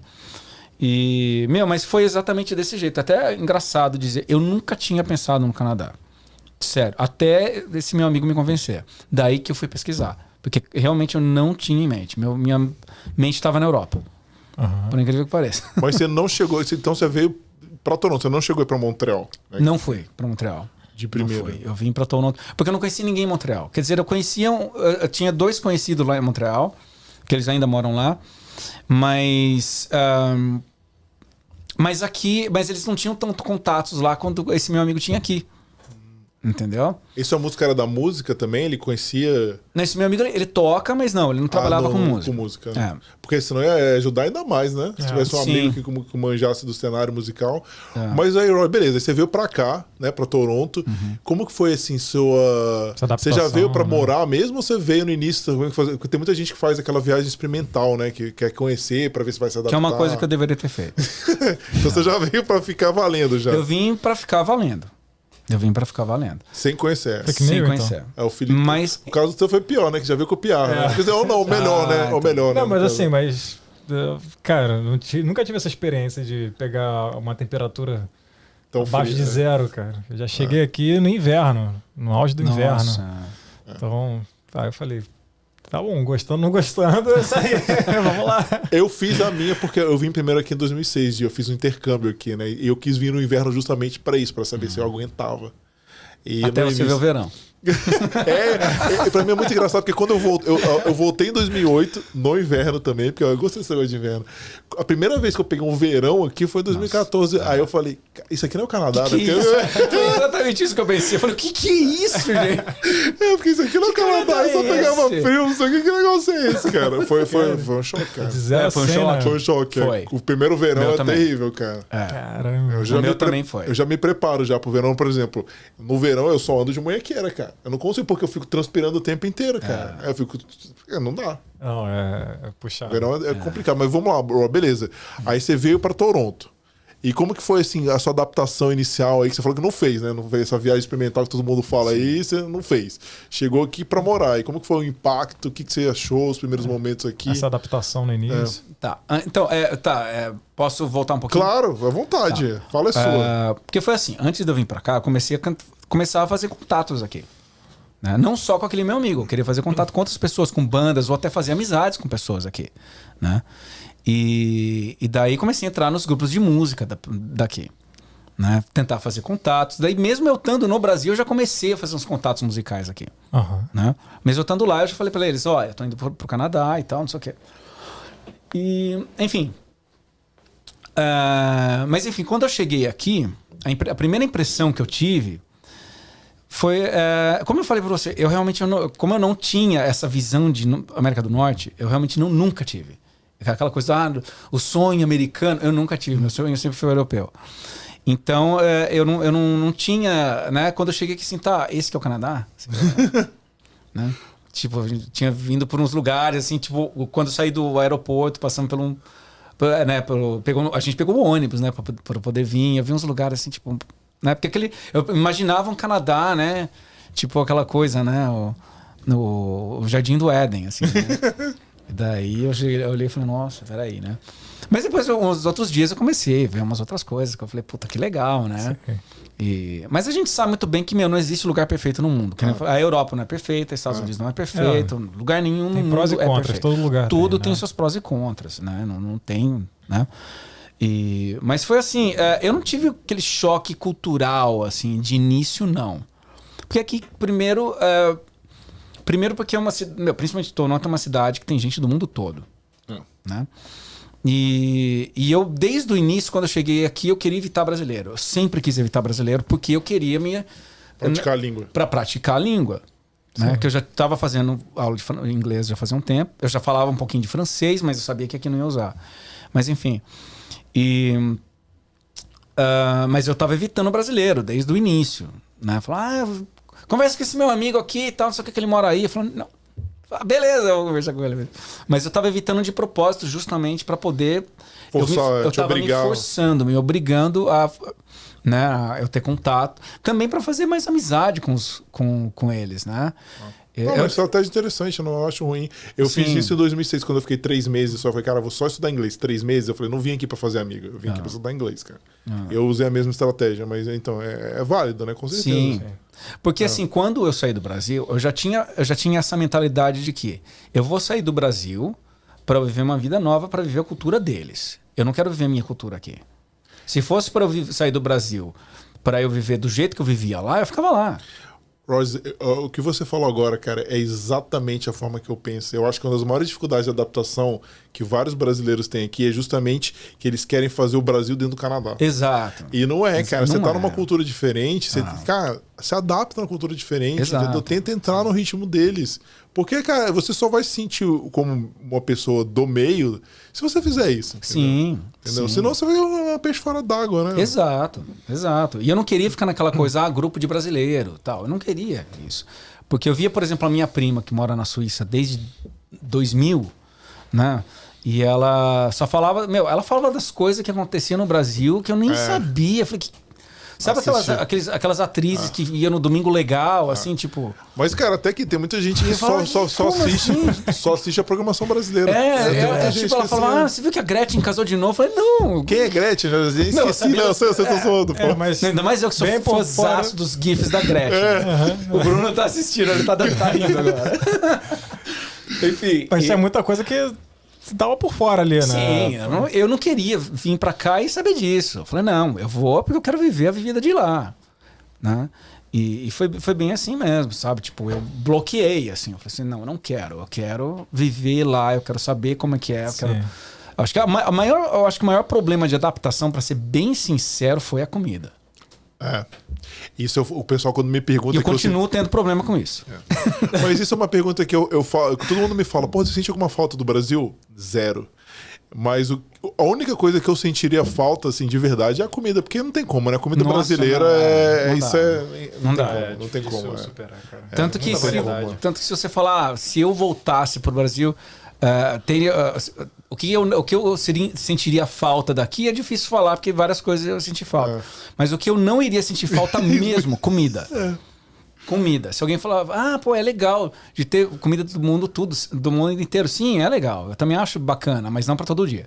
Não pra mim. Sim. Não pra mim, sabe? Eu ainda adoro arroz e feijão e bife, meu. Carne tá cara. Arroz e feijão e ovo, meu. Que saudade disso. Sabe o que eu falo? Eu falo pra galera, quando eu vou pro Brasil, assim, cara, o negócio é fazer a famosa orgia gastronômica, Nossa, cara. Ainda mais em São Paulo, cara. Então, hoje que é o primeiro dia vai ser... Não, isso faz no schedule, tá ligado? Segunda-feira vai ser comida mineira, terça-feira é baiana. Vai assim, entendeu? Ainda mais São Paulo, ainda né? tem isso, japonês, brasileiro, porque muda, né? Comida japonesa. Cara, a comida japonesa aqui é muito diferente. Eles botam abacate no sushi. Abacate no sushi, eu acho isso. Que eu gosto, cara. Eu gosto. Não, cara, eu é mais não natural, consigo. né? Assim, Eu não consigo, cara. Eu não consigo. Gosta do cream cheese mesmo lá. Cara, pra mim o abacate... Porque eu vi que geralmente essa troca eles fazem, né? Onde eles costumam colocar abacate aqui. Às vezes lá os é dois. cream cheese. Eles não têm a variedade de opções que a gente aprendeu. Cara, é porque, cara, São Paulo é difícil competir. A culinária de que tem em São Paulo. Eu engordei uns 10 quilos em uns 2 meses em São Paulo. Eu engordei aqui. Engordei aqui. Você engordou aqui porque só comia besteira, né? Porque, bom, em primeiro lugar, eu detesto cozinhar, é a coisa que eu mais odeio fazer na vida. Já começa por aí. E não tem ninguém pra cozinhar pra mim, então... sabe, cozinhar o que eu quero comer, sabe? Comida... Arroz e feijão, por exemplo. Não tem, só se for no restaurante brasileiro, né? E não dá pra ir no restaurante brasileiro toda hora, então...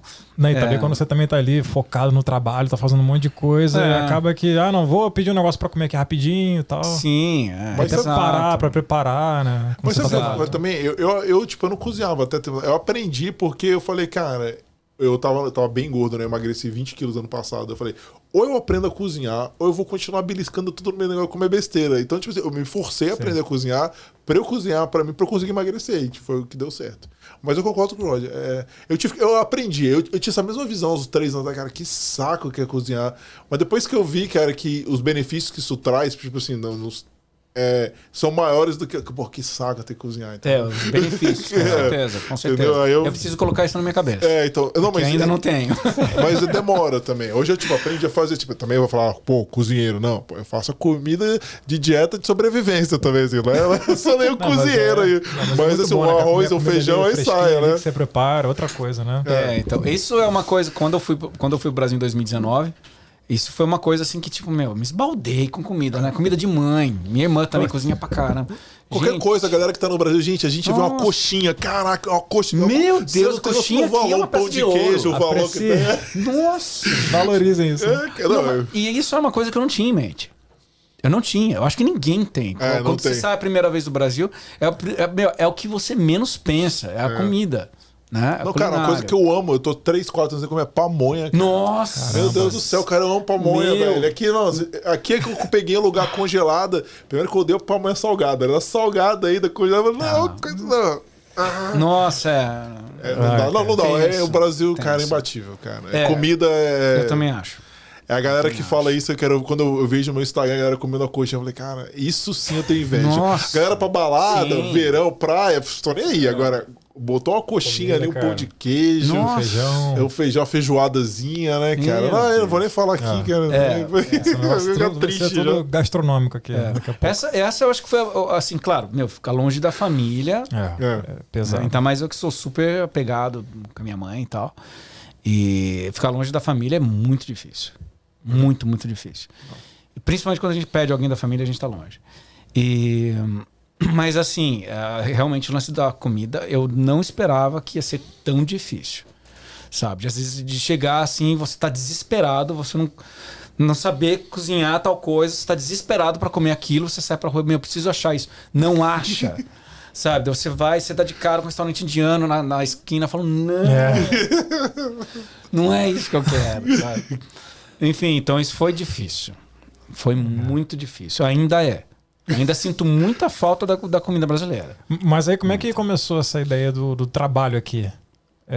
Como é que foi a sua estratégia? Você estava procurando alguma... pessoas que têm banda aqui? Ou você já tentou já ir por conta própria e trabalhar em algum lugar e tocar? Não, então, sim, eu tentei começar a fazer contato com as bandas. Pessoal de banda. Né? Só que eu não conhecia... Eles são mais fechados? Assim, como que foi isso? São mais fechados, mas eu acho que aí é questão cultural. Né? Porque eles são pessoas mais fechadas do que a gente. Né? Eles não iam ficar aqui como nesse papo que a gente tá aqui há mais de 1 hora conversando, dando risada. Eles não iam. Uma pessoa, acabei de conhecer você pessoalmente. Eles não iam ficar conversando dessa forma, né? Eles não são assim. Isso leva anos para eles ficarem nesse... São mais reservados, é verdade. Sim, bem mais reservados. Mas começou a rolar uns contatos lá no começo, da galera falou, pô, quando você vier, dá um toque, a gente tá precisando de guitarrista e tal. Mas eram umas bandas de rock, de metal, assim e tal. Mas não era uma coisa profissional, ou era já, essas bandas? Não, mas as bandas. Então, muitas dessas bandas semi-profissionais daqui, elas já regulam como algumas bandas profissionais do Brasil. Tá. Entendeu? Isso foi uma das coisas que me impressionou aqui, sabe? Aqui tinha um festival que eles faziam todo mês. Tem um grupo no Facebook que chama Toronto Prog. Né? E só com as bandas de progressivo, galera que gosta desse estilo. Progressivo em geral, que vai desde o Yes, do Rush, do King Crimson, Pink Floyd, até o mais pesado, né? Emerson Lake Palmer também. Isso, de tudo, né? De tudo. Lá rola de tudo. E daí eles faziam, todo mês eles tinham um Toronto Prog. Né? E eu fui acho que umas 3 edições, não tem mais. Obviamente também na pandemia, mas não tem mesmo, mais nada, né? mas mesmo antes da pandemia já não estava rolando mais. Mas enfim, daí quando eu vi aquelas primeiras bandas ali que eles não eram profissionais, bandas de amigos que estavam ali, né? E assim, questão de entrosamento deles, qualidade de som, qualidade de equipamento que eles estavam tocando, é de regular de bandas profissionais no Brasil. A qualidade, uma coisa que eu vi, Rod, eu morei nos Estados Unidos, né? Foi meu mestrado lá. Eu assustei, porque no Brasil, eu não sei se é agora, tá? Mas na época que eu lá, o baterista tinha que levar os pratos, né? Sim, ainda tem. Com certeza. Aqui também, em alguns lugares. Então, mas o estúdio que eu fui lá, não. Nem a baqueta. O cara tá aqui, pega a baqueta aqui. Vai lá e já tinha tudo. E nos que eu fui aqui, pelo menos, não precisava levar prato, nada, assim. Eu achei isso muito legal. Porque no Brasil o baterista ia lá, então vê a galera carregando o negócio lá. Aqui, no Brasil, não sei se alguns lugares aqui deve ter, mas você aluga também teclado, baixo, guitarra. Tem cara que não vai com nada lá. Pega lá, vai no estúdio do jeito que tá lá, aluga e tal, enfim. Eu cheguei a tocar num estúdio aqui bem equipado, cara. Tinha bastante coisa já. Tem mesa bug, cara. Tem um aqui que eu Como é que é o nome daquele estúdio? É o Rehearsal Factory. Isso. Né? Que é uma rede. Tem umas salas temáticas. Isso, né? É uma rede, né? Infelizmente, por causa da pandemia, fecharam vários, né? Fecharam vários estúdios. E sim, é bem legal, realmente. Na hora que você vê um estúdio daquele lá. E sabe o que é o legal desse estúdio também, já que a gente tá tocando nesse assunto? Que com certeza devem ter músicos assistindo aí. Esse estúdio, as bandas se reúnem para alugar salas, né? Não sei se vocês sabem disso. Como assim? Porque tem bandas que eles podem alugar por mês.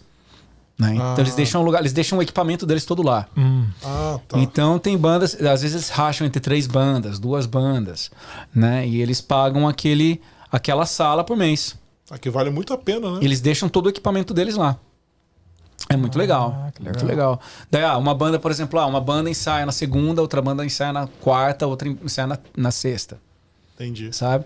Então eles já têm os horários certos, o equipamento deles tá sempre lá, certinho, do posicionamento que eles querem, e ninguém mexe, beleza, né? É bem legal. É bem legal mesmo.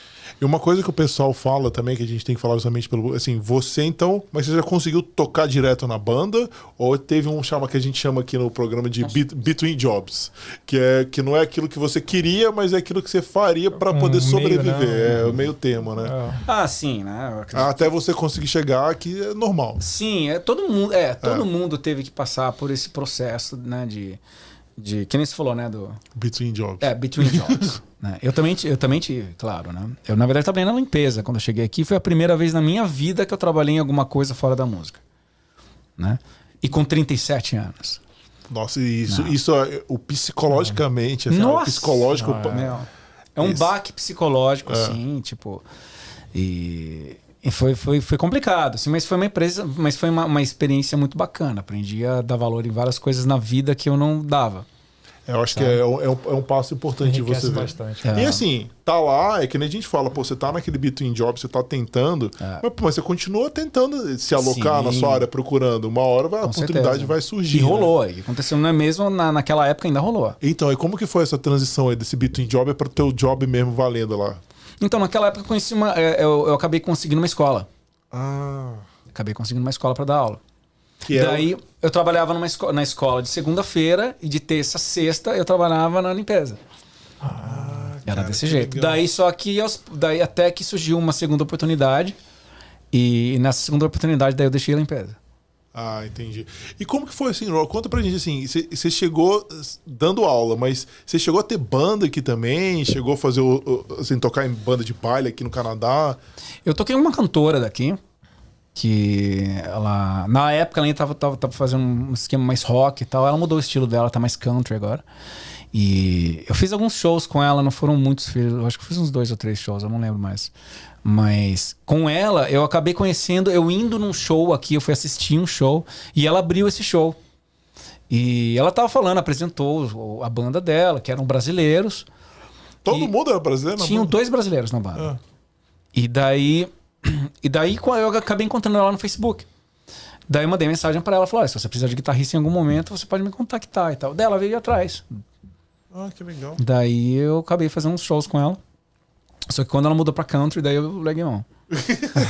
Falou, chega no limite aqui. É aquele pop country. Eu conheci uma que fazia isso. Eu toquei aqui em Toronto, né, com uma banda que eu fiz cover uma vez. Eu toquei pros meus amigos, assim, vai ter umas 10 pessoas lá. E a gente tocou no mesmo dia de uma cantora canto também, que tinha o nome dela, não vou lembrar nunca. Suzy Corey. Não vou lembrar, acho que não era assim. Suzy Corey. Ela era bem novinha. E a banda dela era boa, cara. O guitarrista, eu fiquei, cara... E no Brasil, eu não sei se você vê isso. Eu não sou assim, né? Mas no Brasil, um guitarrista olha pro outro, né? Que tem aquela competição, né? Eu quero que ele erre ali. Cara, isso é uma das coisas que me afastou um pouco dessa galera da guitarra. Porque eu já sou o contrário. Eu vi o cara tocando, eu falei, cara, velho... Parabéns, velho. Pô, tu toca massa, cara. Que guitarra... Pô, velho... Eu tô aprendendo, velho. Tem que admirar o trabalho dos outros, né? Mas é igual no meio corporativo, né, cara? Tem pessoas que gostam de trabalhar, de ver o sucesso do outro, enxergar o sucesso da equipe, o time como um todo. E tem gente que quer esperar uma oportunidade pra alguém dar um mole ali e falar, o fulano tá errando, quer crescer em cima disso, entendeu? Porque na guitarra o Roger, ele sabe exatamente o que eu tô falando, cara. Os caras são chatos, ele vai no show pra ver o cara errar. Cara. Sim, ele vai pra ver o cara errar. No Brasil é bem assim. Entendeu? É muito chato, cara. Eu vou lá pra ver o cara, eu vou lá pra ver a música, pra ver a arte. Se o cara errar, ele é um ser humano, ele pode errar, cara. Acontece. Eu fui no show lá do... Você vai rir isso, do G3 lá em Brasília. Eu filmei ainda. O G3 lá em São Paulo, o Petute caiu. Ele tropeçou e caiu, tá filmado. Eu te mostro o link depois. Sério? Tropeçou, foi o... Foi aquela vez que teve o Steve Morse. E agora você me pegou. Foi 2014, eu acho. Eu não fui Desculpa, 2013. Tá no meu YouTube, tá filmado. O Petrucci tropeçou e caiu, cara. Pô. E apareceu a câmera lá? Apareceu. Você jogou um negócio pra cair lá? Ou não? A caixa de balão, né? E, cara, são músicos consagrados. Já muito dele, né? São músicos consagrados, entendeu? Que acontece com esse tipo de coisa, entendeu? Então... Imagine com o cara da sua cidade. Se você é uma cidade pequena ainda. Nossa! Entendeu? Esse é um dos pontos negativos da cena musical brasileira. Assim, eles não... É muito desunida, muito desorganizada. Sabe? Principalmente do rock. Nossa, do rock então piorou. Então, que eu acredito que muito por causa disso que o sertanejo cresceu muito no Brasil. Eles são muito unidos. Se ajudam demais. Eles se ajudam bastante. Então um toca a música do outro e tal, sabe? Tipo, isso não acontece no rock. no Brasil. Mas vamos lá, Rod, voltando um pouquinho pra sua carreira. Beleza, aí você começou a dar aula aqui, aí começou a falar que acabou esse negócio de limpeza, já começou a ser mais sustentável. Sim. Você fez esses trabalhos com bandas, mas vamos falar um pouquinho aí, que você tá lançando um EP agora, né? Vamos falar que é a parte do jabá. Isso aí. Conta pra gente aí, Rod, esse é o primeiro álbum aqui no Canadá, conta pra gente um pouquinho dele aí. Você quer mostrar aí ou eu que mostro? Não sei. Pode mostrar, fica à vontade. Eu não sei. Tinha uma ali, câmera né? aqui, só que o Bob tirou, cara. Então a câmera tá ali, ó. Tá aqui, ó. Esse aqui é meu novo EP, o Tales of a Changing Life, parte 1. Tá bom. Legal. O nome é muito sugestivo, né? Tales of a Changing Life, contos de uma mudança de vida. Não, e a arte, assim, até te perguntar quem fez a arte, que é lindo. Bom, claro. A arte foi o meu grande amigo Gus Avancini, que a gente já tocou. Bonito. A gente tocou junto no Enemies of Reality, que era uma banda. Músico mesmo? Sim. Na verdade, ele sempre foi designer. Né? Daí a gente tinha a nossa banda de metal, que era o Enemies of Reality. Hoje ele mora em Londres. E daí ele que fez. Eu já sabia que era ele que tinha que fazer. Nossa, mas porque eu sempre gostei muito muito bonito.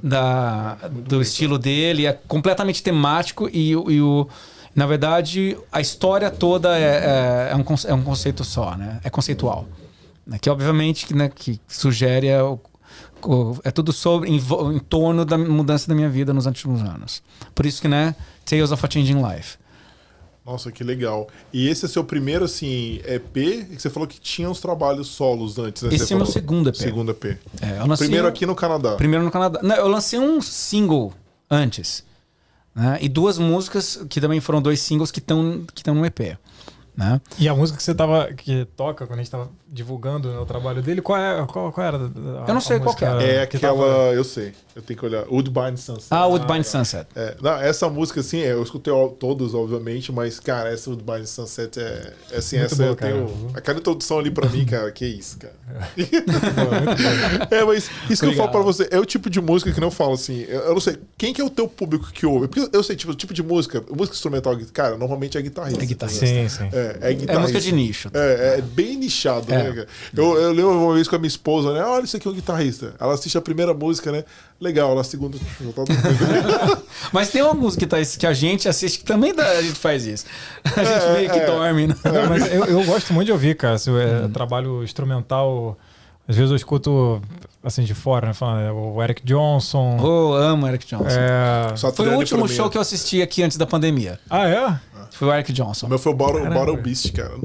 Acho que foi o Battle Beast. Você vai tocar aqui daqui a 2 meses. Legal. Isso eu não conheço. Te mostro, cara, vocalista, guitarrista também. Depois a gente conversa em off. E nacional tem um que eu escuto, mas é outro estilo, que é o Daniel Santiago. Que ele toca com a Milton de Holanda, ele tem um trabalho legal. Também solo também, tem umas músicas de trabalho instrumental muito legal também, cara. Eu gosto bastante. Eu curto, eu gosto de ouvir assim, trabalho instrumental. No Brasil tem uns músicos, né? Tem aquele cara, eu não sei nem descrever aquele cara do Roberto Barros, né? Que é surreal, né? Eu vou te falar uma coisa. O Brasil... os brasileiros não sabem e não sabem reconhecer isso. O Brasil tem uma das melhores e maiores cenas de guitarra do mundo. E a gente só vê isso quando a gente está fora. Né? Como que a gente reconhece isso? Se você olhar todos esses concursos de guitarrista que tem no mundo afora, sempre nos 3 primeiros sempre tem um brasileiro. E entre os 5 primeiros sempre tem os 2. Sempre. É verdade. Né? Então, normalmente ou é brasileiro, ou é americano, ou é russo, ou é... agora tá crescendo muito também na Indonésia, aquela arte, naquela parte da Oceania ali. Também tá crescendo muito esse meio da guitarra instrumental e tal. Sim. Ou é inglês. Então, esses países realmente têm... sempre tem alguém nesses concursos de guitarra.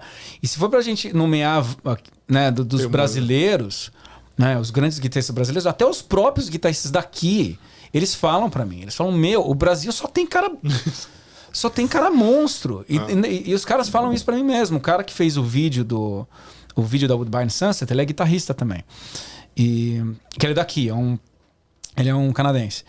E ele mesmo fala pra mim, ele falou, todo guitarrista brasileiro que eu vejo, o cara é um monstro. Sim. Né? E realmente, a cena guitarrística no Brasil é realmente fantástica. Tem caras muito bons, a gente ia ficar aqui horas falando de... Meu. A gente que é do... assim, eu vou falar que sou do ramo, mas eu sou um entusiasta, né? Eu gosto. E a galera é acessível, cara. Às vezes quando eu mando as mensagens pra eles respondem, eu fico assim, cara, é super legal. Tem uns caras muito, muito, muito bons mesmo. Isso não só no rock. Não só no rock. Poderia falar aqui de vários... Também no jazz, também no blues, sabe? Então, E você acha que esse pessoal, pensando já nos bichos do canal, o que você acha que impede essa galera de ter uma carreira internacional? Porque eu sempre pensei isso, cara, tem amigos meus que são muito bons.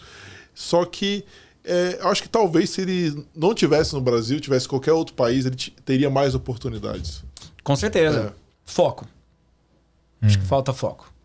Foco para eles e vontade. Eu acredito que se o cara nunca teve essa vontade de sair do país, né, também não dá para falar, não. Tem tantos caras também que eu conheço que são fantásticos, eles falam, não, eu não quero sair do Brasil. Às vezes não conhece, né? Nem sabe como é que é fora. Né? Ou às vezes ele até foi, mas não quer sair. Sabe? Não é pegar, porque a gente fala também, não é para todo mundo, né? Não é para todo mundo. Morar fora é um negócio, são altos e baixos o tempo inteiro, né? Não é só o glamour, né? É o que a gente gosta de mostrar sempre aqui no podcast, né? Como que, tipo assim, você consegue, comer o filé, né? Mas você vai roer bastante osso antes de chegar nele. Sem dúvida. Você roe mais osso do que come filé. Mas mesmo assim, né? É que as pessoas acabam vendo as glórias. Eles não veem os bastidores das glórias. Né? E hoje, aqui você dá aula. Sim. E você tá com o seu projeto solo aqui. Você tá tocando em banda aqui. Essa banda que você falou do Exército. Isso, a banda do Exército. Tô tocando a banda do Exército também. Você pretende... Qual que são os seus objetivos profissionais daqui pra frente? Tô focando na minha carreira solo instrumental. Sem dúvida. Na verdade, vou ser bem sincero. Isso é algo que faltava. Sabe? É uma coisa que, tipo, alguns anos atrás eu pensei, o que falta? O que falta fazer? Né? Por exemplo, vou uma banda assim, não, já fiz. Sabe, por exemplo, uma banda de metal, pintaram umas bandas de metal aqui, eu falei, mas eu não quero mais. Sabe? E dá trabalho, banda, né? Eu gosto de falar que a banda é um namoro com 5 caras, cara. Sim. Mas só se fosse uma oportunidade única, assim, sabe? Sei lá, uma banda grande te chamou, por exemplo. Sim, é uma oportunidade única, assim, que, sabe, irrecusável. Tá aí Megadeth, o Kiko, pô. Tem que mudar pra Los Angeles. Sim. Então, mas só se fosse algo assim. Caso contrário, não. Eu tô bem focado agora, como nunca tive na minha vida, pra ser bem sincero. Que legal. Então, mas isso era algo que faltava. Sabe? É uma coisa que o que falta agora? Cheguei naquele ponto, o que falta pra minha vida profissional? Que eu não fiz ainda. Que era o quê? Focar no meu trabalho solo instrumental. E você tá pensando já em fazer mais CDs ou como que é? Qual que é o seu... Então, essa é a parte 1. A parte 2 por isso que eu vi, por isso que eu tô te perguntando, que tá aqui parte 1. Já. Eu tô juntando os ingredientes pra poder começar a cozinhar a parte 2. Legal. Só tô com, posso dizer, 3 músicas e meia da parte 2. E você, obviamente, você gravou todo ele aqui, né? Ele foi todo gravado remoto, cada um gravando de casa. Eu gravei daqui, daí eu tenho músicos quase que do mundo inteiro. Teve um baterista canadense que ele gravou a primeira música, que aliás foi uma situação muito bacana que eu conheci ele. A gente fez, no meio de pandemia, a gente fez um collab, né? Esses vídeos collab. Sim. Foi a moda, né? Sim. Bombou, né? A gente fez uma música do Rush, né? E foi junto também com um baixista que já tocava comigo no Brasil, que é o Heitor, que hoje ele mora em Portugal. Ele tocava no Dream Theater Tribute. Eu tive uma banda tributo ao Dream Theater no Brasil. E ele que gravou o baixo. A gente fez esse vídeo. Eu mandei para todos os meus alunos. Até é legal contar essa história pra vocês, porque é muito bacana. Daí eu mandei para todos os meus alunos, né? Só que muitos dos alunos eu mando para os pais.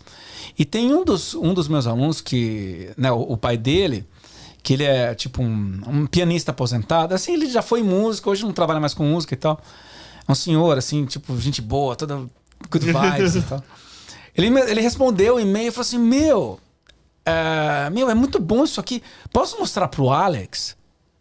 Eu falei, pode, lógico, né? Mas eu nem sabia que ele conhecia o Alex. Depois Porque o pessoal que não sabe, o Alex é o guitarrista do Rush. O Alex Lifeson. Daí eu fui perguntar pro meu aluno, como assim o seu pai mostrar pro Alex? Daí que ele contou pra mim. O meu pai conhece o Alex porque eles jogam golfe juntos. Olha! Pois é. Eu falei, nossa. E ele mandou realmente pro Alex. Daí, na aula que teve depois com esse aluno, eu tava dando aula para um aluno dele, virtual, né? Porque a gente já tava no virtual. E daí pinta o pai dele na câmera, assim, pá! Né? Hey, Rod! Daí ele falou... você viu o meu e-mail? Eu falei assim, não, acho que não recebi seu e-mail. O Alex respondeu. Eu falei assim, caramba. Daí eles moram aqui, né? O Alex e o Toronto, eles moram aqui. O Neil, ele morava na Califórnia, né? Ele não morava mais aqui. Sim. Então, daí eu falei assim, então faz o seguinte, dá um print, né? Dá um print screen, um print shot, né? Screenshot, que o pessoal fala aqui. Faz um screenshot e manda pra mim. Ele mandou pra mim, eu falei, nossa. Meu Alex Lifeson elogiando.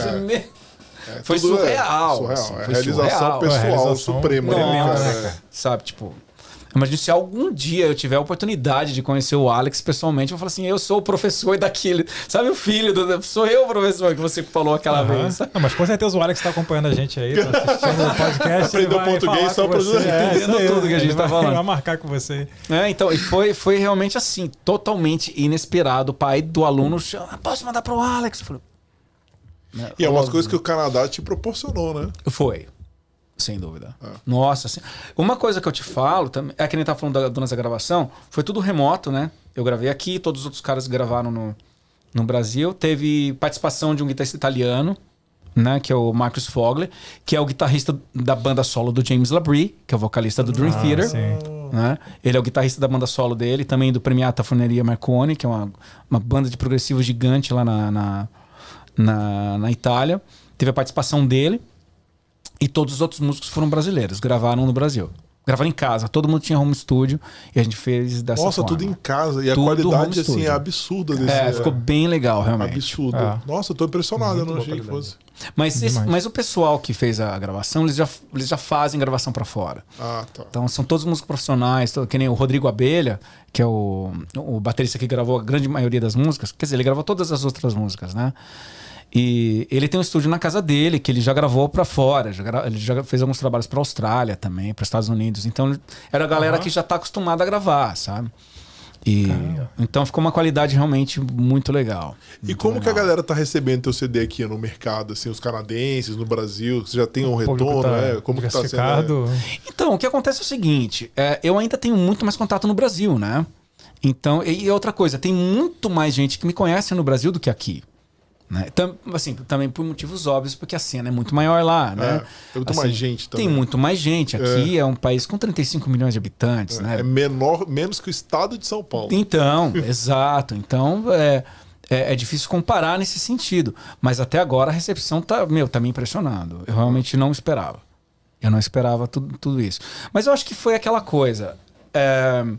A qualidade, eu acho que as músicas estão realmente muito boas. Eu estou muito orgulhoso do trabalho. Eu não tenho nada assim que eu falasse, o que eu mudaria? Não mudaria nada. Eu acho que ficou tudo ótimo. Eu consegui fazer tudo do jeito que eu queria, que é uma coisa que eu não conseguiria fazer se eu estivesse no Brasil. Esse detalhe. Eu consegui fazer a masterização na Suécia, que é um estúdio que eu queria, sempre quis fazer lá. Que, várias bandas que você gosta já gravaram e também masterizaram, mixaram naquele estúdio. Tipo Arch Enemy, Creator, Leprous, Angra, Symphony X. E eles fizeram lá. Então, na verdade, eu queria fazer lá por causa de outra coisa, não foi por causa dessas bandas. Isso que eu ia perguntar, o que está essa diferença na Suécia? É o equipamento ou é a qualidade do profissional que está lá na mixagem, ou os dois? Os dois. Os dois. Eu não ia conseguir ter... Não é porque... Né, vou falar, porque no Brasil a gente não tem profissionais. Tem, tanto que todos... Os músicos... Praticamente todos os músicos que gravaram são brasileiros. Sim. Né? Mas questão de gravação, né? Questão de finalização, digamos assim, no exterior é muito melhor. E eu fui ver isso quando eu tava no Enemies of Reality, a banda de metal que eu tinha. A gente fez a masterização aqui no Canadá. E, realmente tinha ficado uma qualidade que quando a gente ouviu, a gente falou, meu Deus, né? É a gente que tá tocando. Então, mas foi por isso. Eu não fiz a master aqui. Eu poderia ter feito, tem caras muito bons aqui. Porque eu queria fazer naquele estúdio lá. Mas tinha um motivo especial, porque um dos meus álbuns instrumentais favoritos dos últimos 10 anos foi masterizado lá. Então, por isso que eu queria fazer lá. Você queria aquela sonoridade, né? Queria a mão do cara fazendo aquilo ali. Resumidamente. Porque foi feito lá, foi feito por ele. Então, por isso que eu fiz lá. Poderia ter feito aqui. Tem caras muito bons aqui também. A Tag eu fiz, que é o meu single de 2019, eu gravei tudo aqui. Entendi. Gravei tudo aqui, foi masterizado e mixado aqui. Oh, muito bom. E pessoal, quem quiser acessar, quem quiser ouvir as músicas do Rod, tem o canal dele no YouTube, né? Que é o Rod Rodrigues, está disponível em todas as plataformas digitais, né? Sim. Rod também. Quem quiser comprar também, pode. Também. Quem quiser o físico, tem no site, né? No seu Rod Rodrigues. A gente vai colocar também depois na descrição aqui todas as informações. Isso. E vamos. Eu até saber também se tem perguntas aí. Então, vamos abrir. Tem aí? De mais água. Eita, Opa, tem. não, Pessoal, aproveitando para falar que a gente está hoje com o nosso timaço aqui na mesa. Isso aí. Nossas meninas aqui, a Fernanda e a Juliana, estão ali captando todas as perguntas que vai vir pro Rod, para mim, pro Felipe, para quem for, a gente vai responder aí. Vamos tentar, né? Vamos fazer. Vamos ver o que vem, né? Primeiramente, agradecer o pessoal em casa, né, que está fazendo as perguntas desde o começo. Muito obrigada, pessoal. A Michelle perguntou se você sabe se tem algum programa de migração para músicos. E já acompanhando também a pergunta do Gustavo, se você sentiu diferença na carreira de músico entre o Brasil e o Canadá. Legal. Então, tem sim. Aqui tem o processo de self-employed. E, na verdade, a minha intenção era ter feito esse processo, né? Quando eu vim para cá. Tanto que eu trouxe uma pasta com várias matérias que tinham saído no jornal, em revista. Eu acho que é um vídeo especial para pessoas excepcionais, né? Assim, músico, jogador, assim, pessoas famosas. Isso, artistas em geral. Artistas em geral, tem atletas. Tá tudo incluso nesse mesmo tipo de processo. Artistas, acho que também atletas e acho que fazendeiros também, se eu não me engano. Então, eu vim com a intenção de aplicar para esse processo. Tanto que eu falei, eu trouxe pasta com um monte de coisa, porque você tem que provar que você tem uma carreira. Né? E daí eu trouxe, mas acabou que eu não fiz. Né? Acabou que eu acabei casando aqui. Na verdade, a gente já estava conversando antes de eu vir para cá. A gente já se conheceu na internet antes de eu vir para cá, tipo 6, 7 meses antes de eu vir para cá. E quando chegou no Natal, daquele ano, Natal de 2016, a gente já tinha praticamente um relacionamento virtual já, né? E quando eu cheguei aqui, desde o meu 3º dia que eu cheguei aqui, a gente tá junto. Então, quando eu casei aqui, eu acabei não aplicando pro processo... Tá aqui, né? A câmera. Então, eu acabei não aplicando pro processo self-employed na época. Eu sei que ele existe, mas eu acabei casando e foi dessa forma. Então, acabou entrando como processo de sponsorship. Né? Pessoal, quem quiser saber desse processo, de novo, conversa com o Terry, que ele pode dar todo o suporte para vocês e explicar melhor como funciona. Isso. Aliás, na época, quando eu pesquisei sobre o lance do self-employed, sobre o lance disso, foi com o Terry até. Que legal. E né, que ele me instruiu tudo e tal. Mas acabou que aconteceu da gente casar e acabou sendo de sponsorship, né? A outra pergunta do Gustavo, que foi a diferença entre vida de músico daqui no Brasil. Olha, vida de músico não é fácil em lugar nenhum do mundo, tá? Vamos ser realistas, tá? Não adianta pensar que, eu vou para tal lugar e tudo vai acontecer. Não é assim, tá? Primeiro de tudo que você tem que trabalhar muito bem, você tem que ser muito bom, tá? Uma coisa que é essencial que a galera no Brasil não valoriza, mas aqui é essencial. Se você quer trabalhar como músico aqui, você tem que ser formado. Você tem que ter um bacharel. Olha, isso é importante, tá? Hein? Eu não sabia disso. Sim. Se você for tocar com banda, eu consegui uma banda aí e eu vou tocar com a banda. Tá, você não vão pedir para você, não exigir para que você seja formado. Óbvio, né?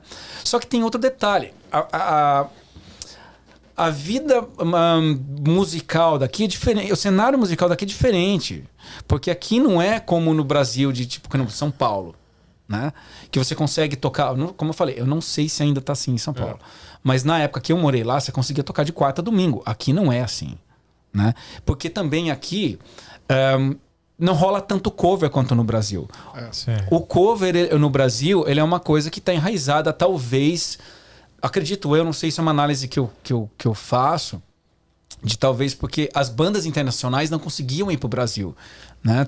No começo dos anos 80, ainda por causa de ditadura, etc. O Van Halen foi uma vez. O Van Halen foi uma janeiro vez. de 83, eu nem era nascido. Exato. Exato. Então, o Rock in Rio 1, ele abriu muitas portas pro Brasil, né? Verdade, vamos ser justos, né? Verdade. Então, só que naquele momento, a cultura do cover já estava instalada no Brasil, né? Porque aí que as bandas covers acabaram se profissionalizando tanto no Brasil. Até as bandas de covers variados, elas são fantásticas, elas são realmente muito boas. E aqui esse cenário de cover não é forte como no Brasil. Tem bandas covers aqui? Tem. Mas não é como no Brasil, que você... Não arrastam a galera, né, junto pra show. Show não lota, assim, de cover. Não, com certeza não. Mas as bandas de música própria, não vou falar isso também. Eu acho que é porque no Brasil essas bandas... Tem bandas próprias muito boas também. Mas eu acho que os lugares não dão abertura. No Brasil não, Aqui você tem mais abertura. Aqui tem, é isso que eu ia falar. Porque banda boa tem no Brasil, com certeza. Sim, Só que aqui, o primeiro show que eu vi de banda aqui, Rogers, assim, eu fiquei assim, eu fui no show, eu olhei uma banda, ok. A segunda, cara, eu fiquei de queixo caído, acho que até agora, entendeu? Assim, eu falei, que isso? Depois eu descobri que eles foram... O Profaner, né? Foi vice-campeão lá do Wacken, lá, os caras competiram, não sei o quê. Cara, surreal a qualidade da banda, entendeu? Então você vê que, tipo... Por quê também? Porque tem espaço, né, galera? Tem espaço pra todo mundo, né? Sim. Isso que a gente tá falando de bandas, né? Mas aqui tem um cenário de violão e voz que é muito forte. Né? Os canadenses adoram essa pegada meio Ed Sheeran, né? Isso que eu ia perguntar, o estilo. Popular. É muito popular aqui. Eles gostam muito desse E rola onde? Em bar? Como que é? Barzinho, restaurante? Sim, barzinho, restaurante. Eu acho que tem até mais que banda, viu? Eu acho que eu vejo muito mais pessoal com violão e voz. próprio, assim? Tocando música própria ou cover também? Sim, tem cover também, mas todos eles acabam tendo trabalho próprio. E você tá falando do lance das bandas, eu me impressionei mais com as bandas de som próprio aqui do que com as bandas de cover. As bandas de cover aqui foram meio decepcionantes, assim. As que Mas É porque eu acho que eles não têm esse empenho tanto, né, que nem no Brasil, né? Não tem. Né? Só que tem outra coisa também, falando desse lance da vida profissional daqui, né, comparando. Então, aqui dá mais espaço para trabalho próprio. Sim, com certeza. Mas também é mais difícil você fazer dinheiro, porque trabalho próprio é difícil em qualquer lugar. Porque público, é verdade. Porque até você ter um público, demora. E tem menos gente aqui, tem que lembrar disso também. Exato. Ainda mais depende do som, já é mais nichado. Mais nichado, exato. Então, né, então tem esse detalhe. Então não dá para falar que, ai, nossa, porque o Brasil é isso, a cena musical... Mas mesmo se você toca sertanejo, você não fica sem trampo no Brasil. Nunca, Sabe? Você não fica sem trampo. Mas se você... Né, se no caso o músico professor aqui, ele precisa ser formado. Tá? Porque, assim... Porque se você for levar o seu currículo numa escola... você tem experiência profissional, tá. Mas eles vão olhar se você é formado ou não. Se eles tiverem um segundo currículo como uma pessoa formada, eles vão contratar quem é formado. Eles precisam. Você precisou fazer uma equivalência de diploma, aqui ou não precisou?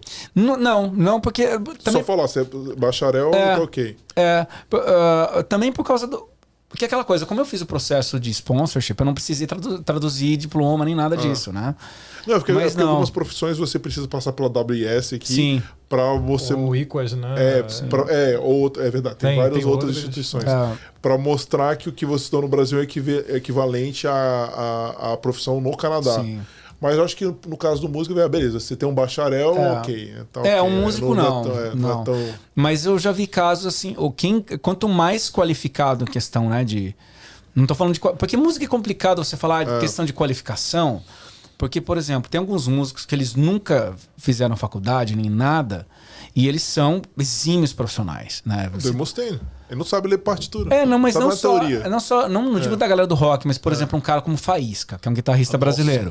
Sou fã do Faísca. Ele toca tudo, já tocou e já gravou com todo mundo, sabe? Como qualificar o Faísca, né? Não dá. É um monstro. Né? Então, não tem como. Ou até o Mozart Mello, né? Que Então, não tem como fazer isso. Mas aqui é diferente isso. Aqui, se você tem... se você é um professor, você não é formado, você vai ganhar tanto. Se você for formado, você vai ganhar tanto. Se você tiver uma pós, você vai ganhar tanto. Se você, sabe? Então vai crescendo. Se você tiver um mestrado, você vai ganhar mais ainda. Porque eles, até na música, que até nas escolas, eles têm esse lance da qualificação aqui na música. No Brasil, nem tanto. Mas valoriza, isso é bom, né? Valoriza o cara que estudou muito, né? O cara que se dedicou mais àquilo a ser mais um profissional, a ser mais profissional, digamos assim, né? Sem dúvida. Bem legal. Se você conseguir alguma escola para dar aula aqui, você vai ganhar o mínimo do mínimo, assim, tipo piso. Né? Tipo, quando eu cheguei aqui, eu nunca ganhei o piso. Né? Porque eu já tinha, além dos anos de experiência, eu já tinha conservatório e faculdade.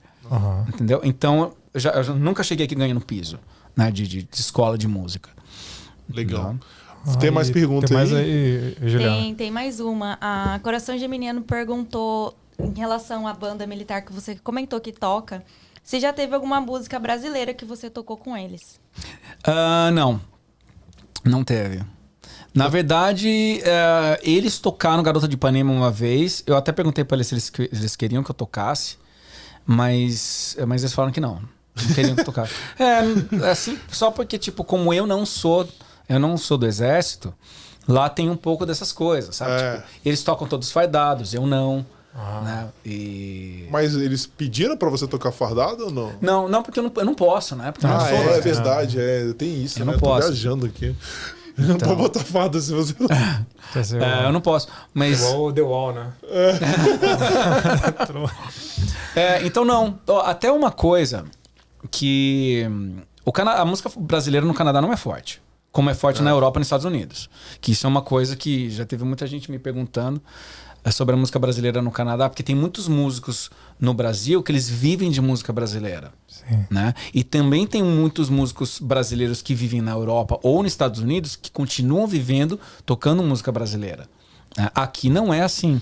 Aqui não é tão forte. E teve uma época que bombou, que ia ser o Jorge lá, não sei o que, se não me engano, bombou na Europa. Foi. Exato, Então pega muito mais na Europa e Estados Unidos do que aqui. Música brasileira aqui eu não vejo, não é muito popular, não. Até esses que o pessoal fala, porque fulano de tal tá bombando fora e tal, né? Tipo, Pablo Vittar faz show aqui também.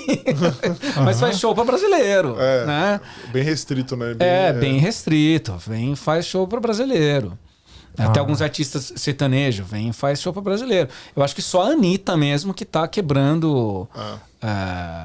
né, a bolha, tá estourando a bolha. Sim, né? Sim. Porque ela também tá cantando em inglês. Ela não tá cantando em português. Ela não tá fazendo aquele formato de música brasileira mais. Né? Mas... não, assim, eu já ensinei uma música ou outra assim, para os meus alunos. Porque eu que quis meio que dar uma empurrada de música brasileira. Tinha um cara que ele era mais velho e tal. Ele gostava de Tom Jobim. E dele até falou pra mim, aquela música do Frank Sinatra. Essa música não é do Frank Sinatra. Porque eles não sabem, né? Eles pensam que The Girl from Ipanema. Exato. Mas foi só isso. Realmente, aqui no Brasil, obviamente, que eu tive que tocar música brasileira na minha vida. Aqui, não. Entendi. Mesmo eles sabendo que eu sou brasileiro, eles não falam, toca tal coisa. Eles nem sabem. Se eles não... Talvez eu acho que por causa que o Canadá é tão multicultural... Sabe? Tão multicultural. Tem gente de tantos lugares do mundo aqui que é difícil eles falarem, né? Toca. Eles não sabem, né? Por exemplo. Conhece, né? Quantas pessoas a gente conhece aqui que estão de lugares diferentes do mundo, né? E como que a gente vai conhecer, né, a música, né, deles, né? Que nem eu trabalho em Greektown. Eu não conheço nada de música grega. Não conheço uma coisa ou outra, assim, E eu sei que eles têm os instrumentos gregos lá que eles dão aula. Eu escuto os professores dando aula de aqueles instrumentos gregos, né? Que é o bazuque. Não tem traste também ou tem? Tem. O bazuque tem traste. E a mesma afinação da guitarra, só que é com 4 cordas. E as 4 de baixo. Tá. Então foi assim. Realmente não rolou muito esse lance de tocar música brasileira aqui, não. Sabe? Talvez tenha, tá? Mas como não...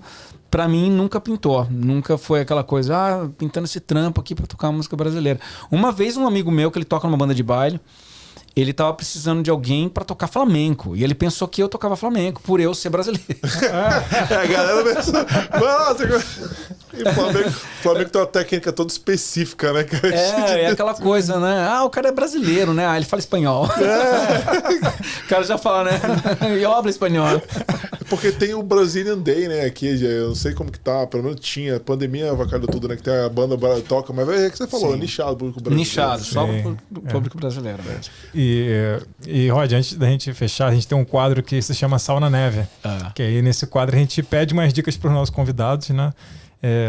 Para dar dicas para o pessoal que está procurando oportunidades aqui no Canadá. Então, você pode dar dicas gerais ou dicas voltadas para sua área de atuação, né? Sim, legal. Então, Então, bom, vou começar com a minha dica da área de atuação, então.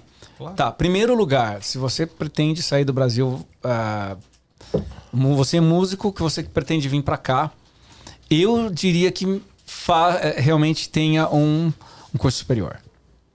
Tá? De música. De música. Se já puder investir isso lá no Brasil, já vai antecipando. Lá no Brasil. Ou se você quiser vir fazer um college aqui, de música, sim, também. Mas se você não tem essa pretensão, já venha formado. Também porque, se você for aplicar para o self-employed, vai contar pontos. Já tem por aí, tem isso também. Essa No meu, vantagem, né? eu não tive que fazer nada da pontuação, né? Por causa do meu processo foi diferente. Mas vai contar na pontuação, né? E conta muito, né? Então, é a primeira coisa. E quando às vezes eu falo isso para alguns músicos, eles já até meio que desistem. Sabe? Quando eles perguntam Não pra tem mim. essa cultura ainda no Brasil, né? Não tem. Eu tenho vários amigos meus que são formados, obviamente, em música, mas a grande maioria não é. Mas também talvez seja por causa de não ter música nas escolas. Ah, isso é verdade. Tem música nas escolas particulares lá. Aqui tem. Na pública já, né? Desde pequeno. Meu Exato. filho tá na pré-escola, já tem aula de música Já lá. tem aula de música. Assim, nem pré-escola, jardim, né? Kindergarten, Exato. tem aula de música lá. Eu não sei, 2, 3 semanas, uma coisa assim. Exato. Então, eu poderia dizer que na questão profissional, essa é a dica preciosa que eu falo para eles, sabe? Para quem quiser vir para cá. Tenha um curso superior. Porque isso vai te contar muitos pontos também para imigração. E também, se você for dar aula, que na verdade é uma coisa que é mais fácil para a gente conseguir no início, você vai ganhar mais com isso. E também você aumenta muito mais as chances de você ser contratado. Sim. Porque realmente, se você não for formado, aí você tem que arriscar sorte mesmo. Porque isso eu vejo, é nítido. Isso é nítido nas escolas aqui. Eu não imaginava que fosse assim. Mas realmente é desse jeito. Isso que eu falo. Outra coisa, né? Tem que chegar falando inglês, né? Tem que falar inglês. Já abre muitas portas aqui, né? Sim. Abre muitas portas. Então não adianta pensar que vai chegar aqui, não falo nada de Só inglês. Só tocar e a galera vem. Tocar. Não. Sou o guitarrista super virtuoso. Não. Não importa o estilo que você toque, você tem que falar inglês. Porque você precisa se comunicar com as pessoas, você precisa se comunicar com o contratante, você precisa se comunicar com o dono da escola, ou com seus alunos, ou com outros músicos, a banda, se tiver uma para banda, vender seu serviço, Você negociar. precisa falar inglês. Você precisa falar inglês. Nem que seja, sabe, tipo, a sobrevivência avançada, digamos assim. A sobrevivência muito avançada. Ou francês, né? Ou francês. Se quiser ir para Quebec, o francês. Né? Apesar que Montreal fala muito inglês, né? É bem lá e meio, né? Pela experiência que eu tenho, assim. Eu achei Montreal... Eu tive Montreal uma única vez. Mas eu achei lá bem... Eu ouvi muito inglês lá também. Não, eles falam, mas eu acho que é o mesmo esquema da França, assim. Eles preferem que você fale francês. Isso é a minha percepção. Eu fui lá 3 vezes também, posso estar errado também. Eu vou pancada da galera se voltando. Quebec eles falam inglês, mas eles não falam. E é o quebecois, né? Que é o negócio, é o francês lá que eu tenho amigos meus que é diferente. É diferente. Tem um sotaquezinho, você tem que se ligar. Com certeza. Até aproveitando também que a gente tá falando de música aqui, mandar um abraço pro meu professor Alain Pertré. Muita gente boa, tive aula com ele bem novinho mesmo. Ele chegou a tocar também em bandas também, fez cover de Bon Jovi. Muito legal também. E Roger, queria te agradecer, cara, pela presença, ter vindo aqui, compartilhar o seu trabalho. Eu também ouvi parte do seu trabalho, eu achei muito bom, cara. Obrigado, eu que agradeço. Desejo muito sucesso para você com seu projeto novo. E vamos divulgar também, né? Divulgar o trabalho do Rod. E se quiser também agora falar alguma coisa também para divulgar o seu trabalho, como é que o pessoal te encontra aí para acessar o conteúdo, comprar seu CD? Eu tenho meu site, que é o www.rodrodrigues.net. Também eu estou em todas as redes sociais, só não estou no TikTok. Quer dizer, eu tenho, mas não uso. Mas eu tô no Instagram. Então, por enquanto, que é um tá caminho bom, viu? A galera, só pegando um parênteses de novo, falando que eu também tinha essa visão errada, porque eu tento não ficar nessa pegada de ser tiozão, né? Que nem eu falo, mas eu tento fugir disso. Mas é que eu tinha a visão, TikTok é só dancinha, não sei o quê. Mas não, até com esse negócio da guerra, parece que as transmissões ao vivo de coisas sérias, assim, estão bem fortes lá. E tem muita gente também. A maior transmissão da guerra, inclusive, tá no TikTok hoje. As primeiras coisas saíram lá no TikTok. E tem muitos músicos que estão usando isso mesmo, então trocam um trecho, alguma coisa assim. Então é uma coisa legal. Uma coisa que tem que se pensar aí, Rod. Também. A gente também é uma coisa, a gente tá começando a dar uma namorada lá com o TikTok, tá pra ver. Não é só mais aquela palhaçada de adolescente dançando. Quando eu comecei a testar o TikTok, era só assim. isso. A gente não preparou coreografia ainda não, mas... Não me convide. Mas e o que mais? Você falou todas as redes sociais? Assim, tô no Instagram, Rod Rodrigues Oficial, com 2 Fs, porque é inglês, né? Rod Rodrigues Official. Né? Também no Facebook, né? Rod Rodrigues Official. Rod Rodrigues Official. Também o meu canal no YouTube, que é o Rod Rodrigues. Né? E vocês podem encontrar, o meu CD tá vendo, tá em todas as plataformas digitais. Também pode encontrar se for aqui no Canadá, tá no Bandcamp. Que eu envio para todo o Canadá, também nos Estados Unidos e para a Europa. Ou o pessoal que está no Brasil pode encontrar também no meu site, que é a loja do site, que eu acho que é rodrodrigues.loja2.com.br. Também tem lá. Ou também pode me chamar em inbox e a gente conversa e não tem só o CD, né? Fala pra galera, né? Tem camisa, né? Tem kit de palheta, inclusive eu comprei o kit de palheta. Muito bom. Tem vários kits, não é só o CD, né? Tem o CD, que na verdade é um digipack, né? Eu fiz a capinha de digipack, não fiz a capinha de plástico. Eu acho melhor. Eu acho mais legal de bonito também. Acho bem mais bonito.